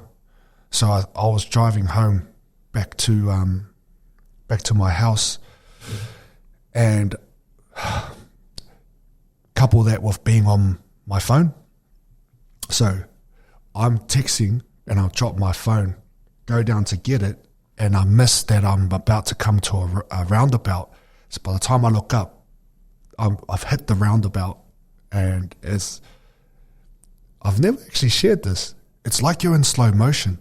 So I've hit the Dukes of Hazzard thing, and then I'm holding on to like this, and it literally felt like it was slow motion, and I'm just going boom, boom. And then I was like, what? I get out of the car, and all I've got is scratches, like just scratches and I look at the car and it's totally munted. Shit. And then I end up stopping a car that was driving past. And they're like, mate, you all right? I said, yeah. Can you take me home? And he goes, are you sure? Do you need to go to the hospital? I said, no, just take me home. So he takes me home, and then I go to sleep. Like, and it's cops, right? They're like, Sione, you need to come down to police station. We need to ask you a few questions. And I'm like, hey, because they had found my wallet in the wreckage, and so they take me down and they ask me questions, and I'll never forget that interview because they ended up charging me with reckless driving and leaving the scene. But one of the cops there, bro, he gave it to me, like really gave it to me. He told the other cop to leave the room, and he said to me, he goes, mate, what are you effing doing, man? Because obviously he must have been a Cowboys supporter, and he was like, mate, what are you doing? Like, you could have died. What were you thinking? You know, you're a role model and, you know, doing all of this. And he just kept going. And I snapped. And I said, mate, you know what the F I'm going through. You know, and that's how I sort of responded back to him. And then we ended up having a really good chat because it's like, mate, you know, I just want to make sure that, you know, you understand, like, you know, what you have. People, like other guys would dream of being in your position. And you're just throwing it away. And I'm like, yeah, well, fuck, man, it's just not working out for me, is it? You know, and so, yeah, that was that incident there. And I'll share the story after that because I was in that same place. I was done, right? I wanted to quit. And the club was going to they were going to cut my contract. So here's what happened. I go in to have my meeting with the club expecting to rip up my contract. They had no halves. True story, man. They had no halves, man. And so the assistant coach told the CEO, mate, we've got no one to play in the halves. If you sack Sione, we've got no one. So what they did is they put me on a drinking ban and made sure that if I even had a drop, that they were going to cut me. The only reason I know that is because the coach came up and told me why I didn't get sacked. He goes, mate, you got to play 6. And I was like, oh yeah, okay. So, and that, yeah, man. So I ended up playing 6. I was off the drink, and I played my best footy for the club. Like, you know, I was playing 6 because I forgot that his name. He was out injured. He came from Manly. JT was injured, and then JT came back. Todd Byrne. Oh, was it Todd Byrne? No, forgot his name. But when he come back, he ended up going to the bench, and they kept me at 6. So, you know, I was obviously playing good enough to keep the incumbent 6 out. So, yeah. You retire at 28. Do you retire? No, I got sacked. And then, yeah, I got sacked from Castleford over in the UK. And then that was my I'm done moment. Yeah. I want to read.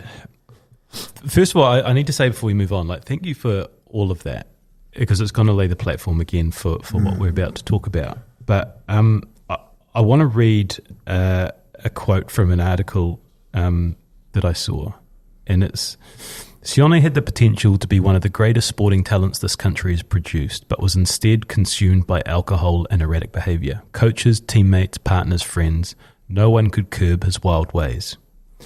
He has almost nothing to show for a decade as a professional league player, estimating that he had earned more than $1 million in that time. As we're going to talk about the jobs you had to do after league, when you reflect back on the lost earning potential, do you think about that a lot? I used to. Yeah, I used to think about it a lot, especially post-footy. My wife jokes about it now and then, especially when we move back to New Zealand. Obviously, the cost of living and everything's quite high. And my wife will sometimes throw in a couple of jabs like, man, imagine if you like really managed your money. I wouldn't need to work. Like, you know, it's like, and she's right. You know, I look back at that time and all the money that I'd earned, I could have really laid the platform for my kids. Because you got to remember, man, I didn't have kids during my career. Now I've got 4. That's where like everything sort of sometimes hits home for me, because like, man, I could have really, you know, set my kids up. But it's all part of the learning process, I guess. So what does that first 12 months look like after you're done? Yeah, man. That was probably one of the hardest moments of my life, that post-footy, the first 12 months. I was drinking heavily, because when I got sacked from Castleford, I had about £5,000 in an account that they put aside like offshore. So when I finished, I came home and I had that money. And so I was basically pissing that away. And then I think it was my sister, my little sister, because I moved back home with mum and my sister and brother. And I think it was, my little sister was like 2 months or 3 months in. She's like, are you going to do anything? I'm like, oh man, because I didn't know what to do. I had no qualifications, no nothing. And then she was working as an admin person at the Jubilee Hotel in Fortitude Valley. And she goes, do you want me to ask my boss for a job? And I was like, oh, yeah, okay. So she asked her boss, and then I got a job working at a drive-through bottle shop, and that's attached to the Jubilee Hotel. And that was really hard for me. Not the work, it's just people just still recognized me coming in to buy their piss. And so they would see me serve them, and they were like, Sione Faumuina? I was like, yeah. He goes, mate, what are you doing? And I used to make up these lies like, hey, I'm looking at purchasing a bar. I'm just trying to get some work experience. They're like, oh, man, good on you. I'm like, yeah, $40. Now piss off. But the actual guy that owned the Jubilee Hotel, his name's Tony. I'm pretty sure his name's Tony. But I'm pretty sure he's at the Broncos. They have this thing called the Thoroughbreds, which is a group of high net worth individuals, and he was one of them. And so he knew who I was, and he tried to, I guess, build a pathway for me. So he was like, Sione, you're going to start at the bottom, but I promise you, if you stay with it, I'm going to teach you this game. He probably didn't read my articles, because that probably wasn't the best industry for me to pursue in hospitality. And then I only lasted there 3 months, and then I quit, and then I did a couple of like concreting jobs, and then I got a list here. I've got a list of jobs that we've found that you did. The drive-through bottle shop attendant, self-employed cleaner, concrete labourer, trades assistant, electrical apprentice, laundromat attendant / cleaner, insurance consultant, youth facilitator, and these were only some of them, right? Yeah. My question was, how did you go from earning such big sort of 6-figure contracts to these, what I'm assuming were quite low-paying jobs? Like, how does that mentality work? It's, man, yeah. I guess the hardest thing for me was not being able to purchase and do what I wanted to do like I did when I was a professional athlete. It was almost like you've just got money for days. So then going from earning 6 figures to earning 47, 50,000 a year, that was hard. That was a massive wake-up call. But you got to remember, I was working when I was at the Raiders and earning $200-$300 a week, You know, I grew up seeing my parents, you know, earning not that much. So, but it was in that post 12 months, I just got into that mindset like, man, I'm not a professional footy player anymore. I don't care. You know, this is my life now. I'm just going to live to what my earning potential and capacity allows me to do. So, yeah. While you made your peace with that, there's a whole fan base that know you as this person, this rugby league personality. Did you ever feel when you were doing those roles or out in the public a little bit of, I don't want to say shame because that's not the right word, but like a little bit of like your ego had been dented a little bit? Yeah. That didn't come on till, I guess, much later. For me, I just really try to keep a low profile. Like there were some jobs and job applications that I would put in my CV and I wouldn't even mention I played in the NRL. You know? And so I just try to go on and just be Sione Faumuina, the person, like, you know, not the former NRL player.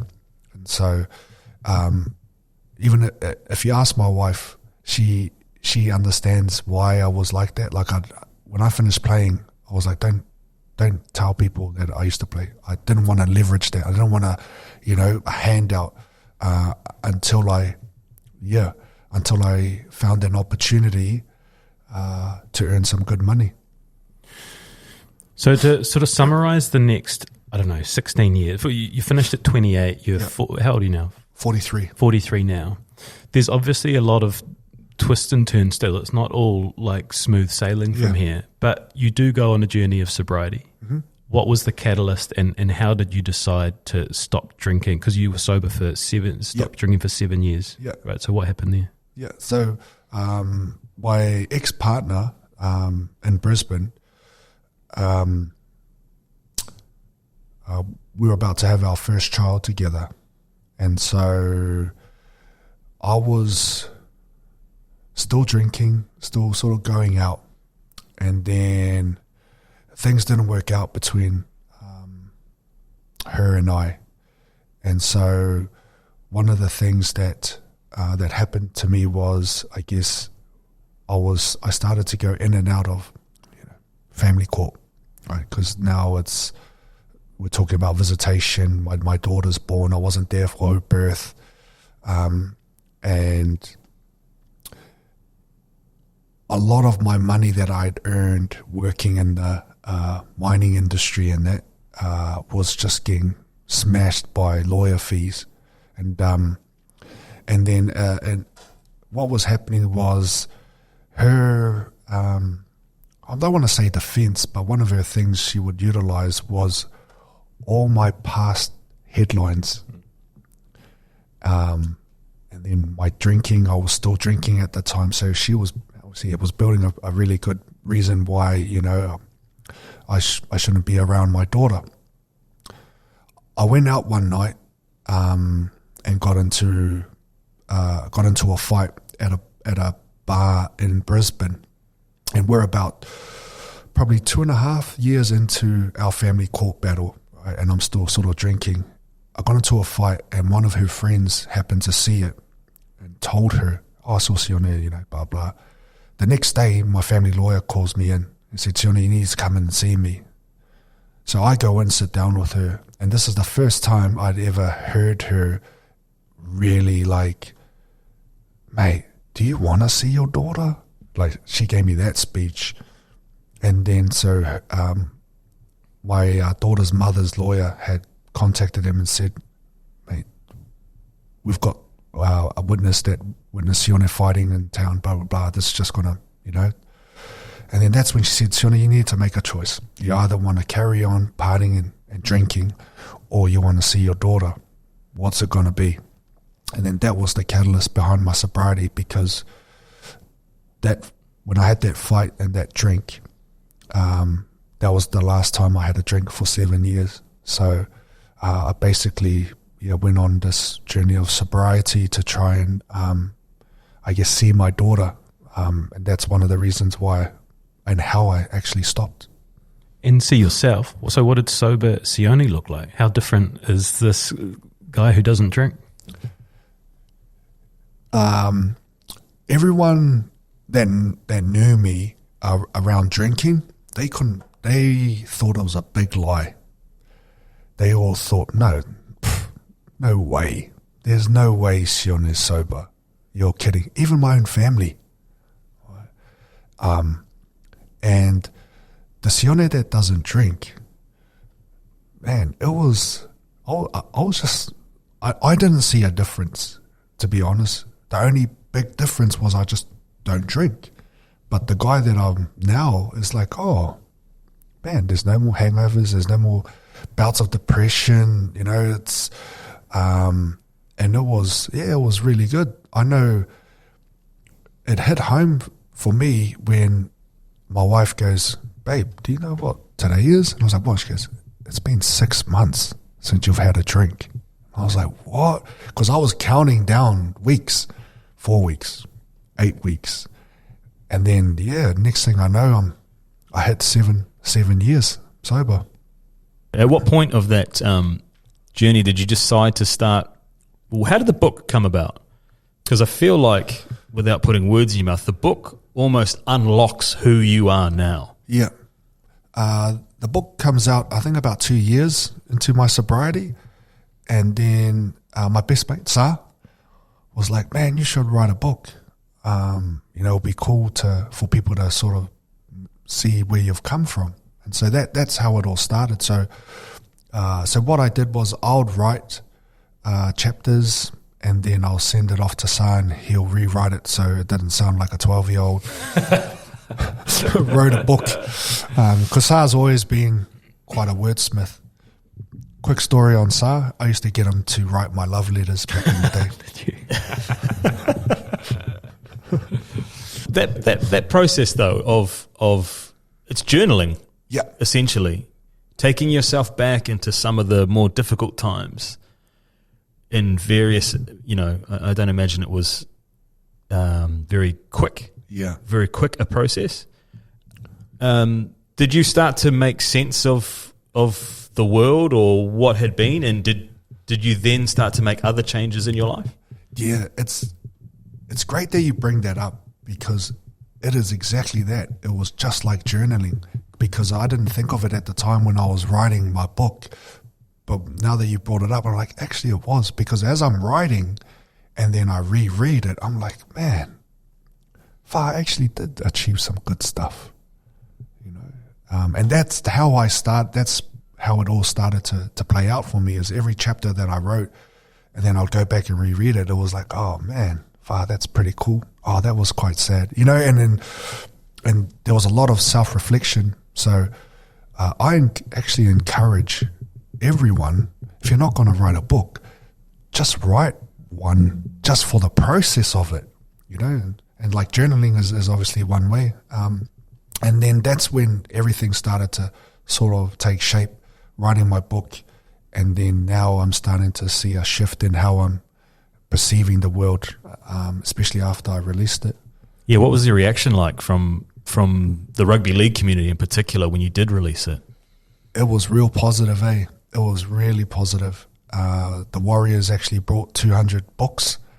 That was a massive surprise for me, because I came back to promote it, and to have the club purchase books, I had all this anxiety around, because I'm like, man, I got sacked by this club. I'm sure they don't want anything to do with me and all of this stuff. But was that a story that you were telling yourself? Yeah. Was there any evidence to suggest that, or had you just gone, I don't even want to think or look or connect to that? Yep, that was a story I was telling myself. But to see them, embrace me, and it almost like closed a chapter of, for that, because after that, I started turning up to old boys days, and, because before that I was like, man, I'm never going back to that club. And that's only because my own narrative was, man, they don't want anything to do with me. There's real power in owning that story, and letting people know that this, you're so uniquely placed now in helping other athletes transition out of a professional sporting career into what comes next. Yep. So, and there's so much stuff you're doing now, right? Like you're an entrepreneur, you're a hustler, you're a business owner, but is helping people at the heart of it now, based on the stuff that you have been going through? Yep, it is. And I think that's driven by me not utilising my profile when I was a current NRL player to do positive things in the community, and especially for my Pacific Island community. So I guess you could say it's like I'm making up for lost time now, because I guess I still have some form of a profile, even though I'm not current. But what I really try and do is to let a lot of our professional athletes know that, hey man, just because you've retired, actually there's a lot of opportunity and for you to really make an impact, and also maybe generate an income off the back of doing some cool things. Yeah, cool things. Tell us about Athlete Empire. What's the vision for Athlete Empire? So Athlete Empire was born really off the back of my book, because when I released my book, things started to happen. I started to get asked to come and do some speaking. And then I was like, oh, yeah, cool. So I started speaking. I started getting paid to speak. And then I started doing a lot of interviews. And then that's when I was like, oh, man, this is pretty cool. So I started to post content on social media, and then I started to create some workshops. I was doing seminars. And so that's when I had this thing around, hey, man, there's something here. So I created Athlete Empire, was basically to work with athletes, either current or recently retired, to help them build a brand that they could leverage and generate an income off of. So I worked with some pretty cool athletes. Stacey Walker's she's my favourite. Jordan Kahu, Nehe Milner-Skudder, and it was basically just trying to get them to say, hey man, you know what, you can create something and generate an income. I used to say to them, man, you can make an impact and make an income at the same time. Stacey is probably the epitomizes that, with where she's come from to where she is now. Her earning capacity is probably on par with what she earns as a professional athlete now outside. And she's inspiring other athletes to do the same. So that's why Athlete Empire was born, was to help athletes be able to leverage that.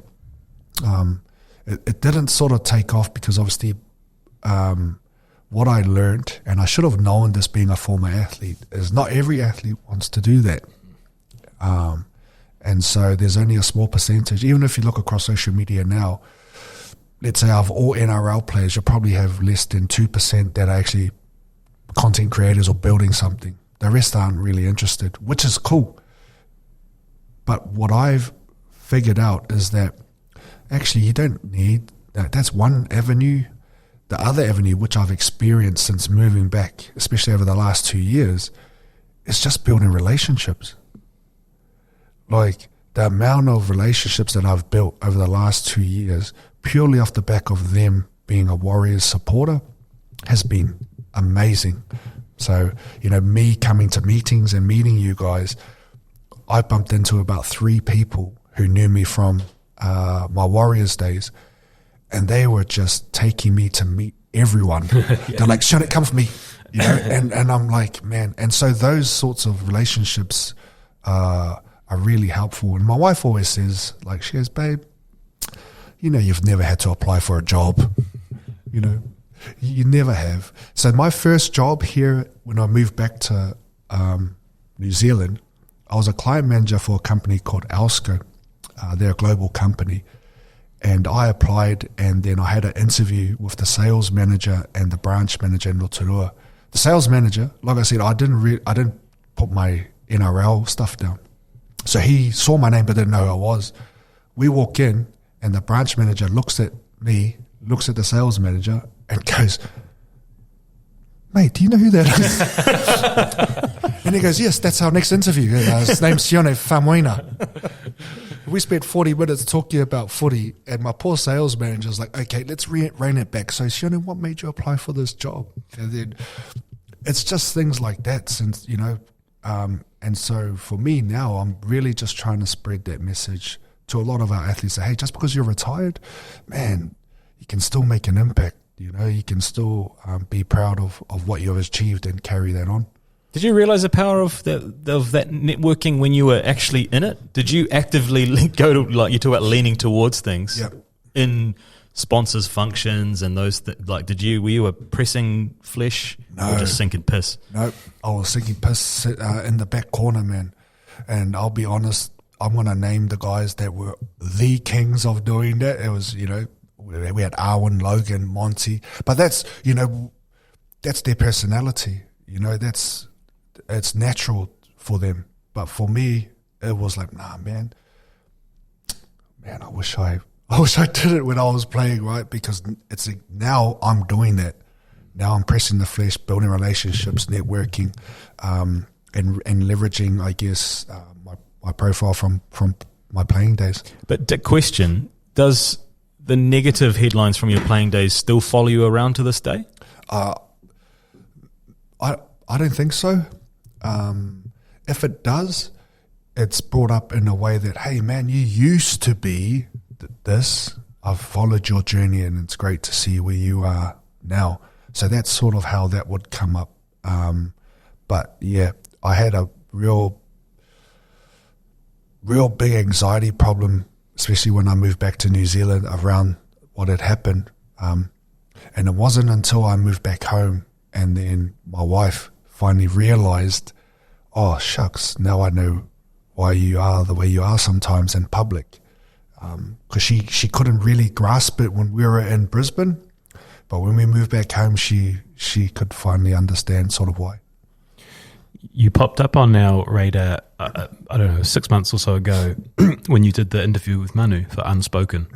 And I thought that was really cool. And it's you interviewing him. I mean, you've got this incredible backstory of your own, but he's another guy who's had his troubles and he's coming out the other side.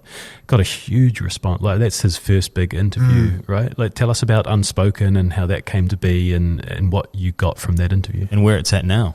Yeah, so the idea come about because one of the guys that in Rotorua, he's a big sports fan. He said to me one day, he goes, man, you know, like, you're somebody here in Rotorua. Like, man, what are you doing? Like, you should be doing this. You should, you know, like, really trying to encourage me and inspire me to leverage and do something. And then one of the ideas he mentioned was a podcast. And I said, oh, yeah. And I had been thinking about it, but not giving it too much thought. So when he said that, I was like, oh, yeah, cool. So we started to do some brainstorming on a whiteboard. And he was like, man, if you were to do a podcast, what would it be? And I would be like, cool, I'd love to, you know, interview possibly former athletes. He goes, oh, yeah, what would you call it? And I said, I'll call it Unspoken. And he goes, oh, why? And he goes, because there's a lot of unspoken stuff that athletes don't talk about. And so that's sort of the catalyst behind it. I had a list of people I wanted to interview first, and Manu was not on that list. And that's because, one, I felt like, you know, is it the right time? And two, I was just too scared to reach out to him. I was like, oh, man. But then I made the decision to reach out to Manu because I'm like, oh, you know what? I'll have a chat with him. And I'll never forget it. I gave him a messenger call on Instagram, and I sort of pitched to him what it was. If I could record that chat for 10 minutes that we chatted, that was gold. Because I was like, bro, literally what we just spoke about now, that's it, you know. And he goes, oh, and I said, yeah, man. So we filmed it, and then I chucked a production behind it because I wanted to pitch it to Linear, because this is my wannabe entrepreneurial mind, right? Was, man, everyone's coming digital, but no one's going back the other way. So my pitch was, well, I'm going to try and take this to linear. And I've got 4 kids. I don't have time to build an audience. Right? So he did it. I know. I didn't have 4 at the time. Yeah, right. So, and because one of the pieces of advice I got from a person I really respect said, Sione, build your audience, man. Build your audience. And I was like, dude, I've got bills to pay. I don't have time to play the long game. So that's why I took Unspoken and pitched it to a few of the networks. One of the networks was interested, backed us. We went for the funding through New Zealand Air, weren't successful, but the network told us, hey, let's make some changes and put it in again because we really want to see it. So that's where we're at right now. I think the next round is in a few weeks. So we've made some tweaks to the prop and we're going to chuck it back in and go from there. Because you popped up on our small screens with Match Fit. Yeah. But the producers were probably 25 kgs too late. Because you'd already embarked on a health journey, right? Yeah. I first heard about Match Fit League Legends after one of the Warriors Old Boys. But they didn't mention that if I was interested in being in it. All they mentioned was, hey, there's a game at the end. Do you want to play in it? I was like, yeah, man, cool. Because they were like, oh, you've already lost your weight. But 2 weeks before filming, I get a call from one of the producers. They're like, hey, actually, are you free to be part of this? I was like, oh, yeah, all right then. So, yeah, that's pretty much how it all started. I jumped on, and I guess the narrative around that was someone that's already gone through the journey could possibly assist and give some tips to the boys and add a different element. Had you connected with some of those former players at all before filming the show? I mean, obviously you're friends with some of them, but were there some people that you saw that you hadn't seen for years and years? Tawera I hadn't seen for years. Paul, but I guess the rest, Torps, Clinton Torpy I hadn't seen for a couple of years. But the majority of the other boys I had seen since I had moved back. So Francis, Ali, and Henry, who lives in Tauranga now. I told you your life was built for a long-form podcast, eh? There's so much. I kind of, getting towards the end, but I kind of want us to reflect on everything with some sort of bigger questions. Yeah. So I guess the first one is, do you harbour any anger or regret about your mistreatment in your playing days, that you should have been better managed, or do you think that was just you? Yeah, I don't harbour any ill feeling towards any of the clubs that sacked me. I don't have any anger towards them. But what I am grateful for is at least they tried, if that makes sense.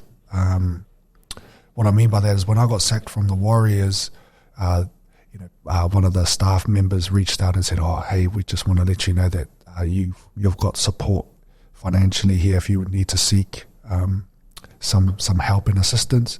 But I'm grateful for the friends that I made. But in regards to that, any anger towards them, I don't harbour anything. If you ask my mum that question, she'll probably tell you a different answer. What are some of the lessons you've learned from your sporting career that you've taken and have helped you in your business world?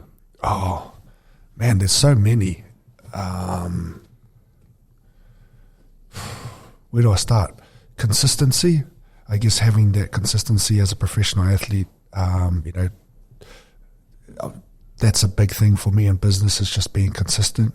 High performance.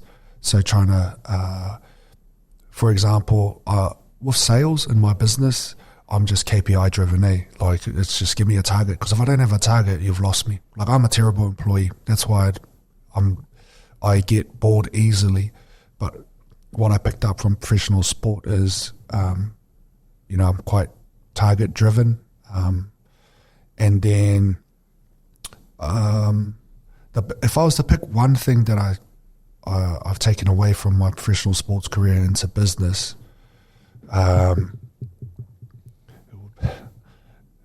probably in my life really is resiliency. being knocked down, coming back, being knocked down, coming back, and each comeback, you're just growing that much more. So you guys know as well as I do in business, we've got heaps of setbacks, but every time we come back from those, we just seem that little bit stronger, that little bit smarter, that little bit better. So, yeah, which is definitely what happens as a professional athlete, right? You ride the highs and you're down in the lows, but you just keep bouncing back. Do you have, when you talk, do you have a message for people who are in that place that you were in 2004? Yeah. And they perhaps can't see the light out? Because I think this is the whole point of this. You're such a good representation of things will get better even when you're at your darkest moment. Like, look where you are now. Look at the person in front of us. Like, what do you have a message for people? Yeah, it's definitely this message is that where you are right now is you are meant to be there.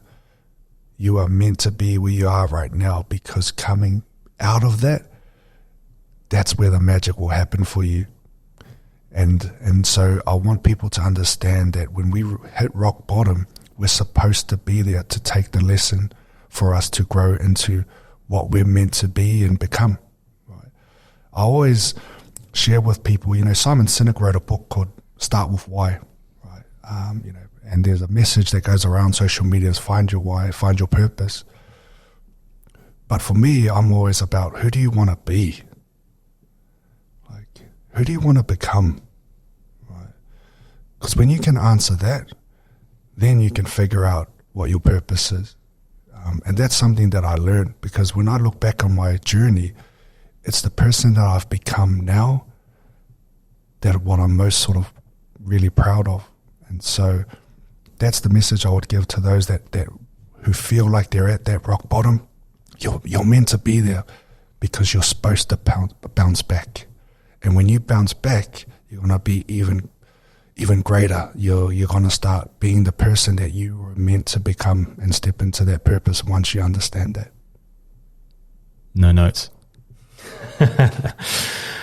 Man, I think some people are going to really appreciate hearing that. And just the openness that you shared with us today, man. It's been a hell of a life, but like I say, I think it's only just beginning. Like this next chapter, there's so much to conquer, right? Yeah, no, it is. And I guess being here with you guys, man, it's almost like a validation for me to like, hey man, that thing that Sa spoke about, the thing that Steve just said, the next chapter, it's got to start now. So yeah, thanks guys. That's amazing summary. You should probably do all of our outros, because that was way better job than I've ever done on any of those ones. That was incredible. Thank you so much for sharing that. I think there will be a lot of people out there, myself included, that you have to go through some of that shit to get to where you are right at this very moment, because you learn so much from that shit. And it would be easy for you to look back on this stuff and be, I don't know, regretful, be angry, be disappointed. Yep. And I'm sure those emotions pop up from time to time. That's just the natural part of the journey. But to then zoom out and look at them and realize what are the lessons, what is the context, what is the outcome from that is pretty awesome. And I'm glad we put it on record, some of this stuff. Yeah. That greatness that you're going to move in towards now is going to be something to behold. Nah, man. And look, I just want to say thank you as well, but also congratulations. I saw a post that you guys put up of your first podcast to then hitting 3 million downloads. That's amazing, and I guess you both can not only be proud, but also understand that from that first time to where you are now, the people that you've become, you're just getting started, I believe, as well. So awesome. Love it. Cheers, Sione. Thanks, guys.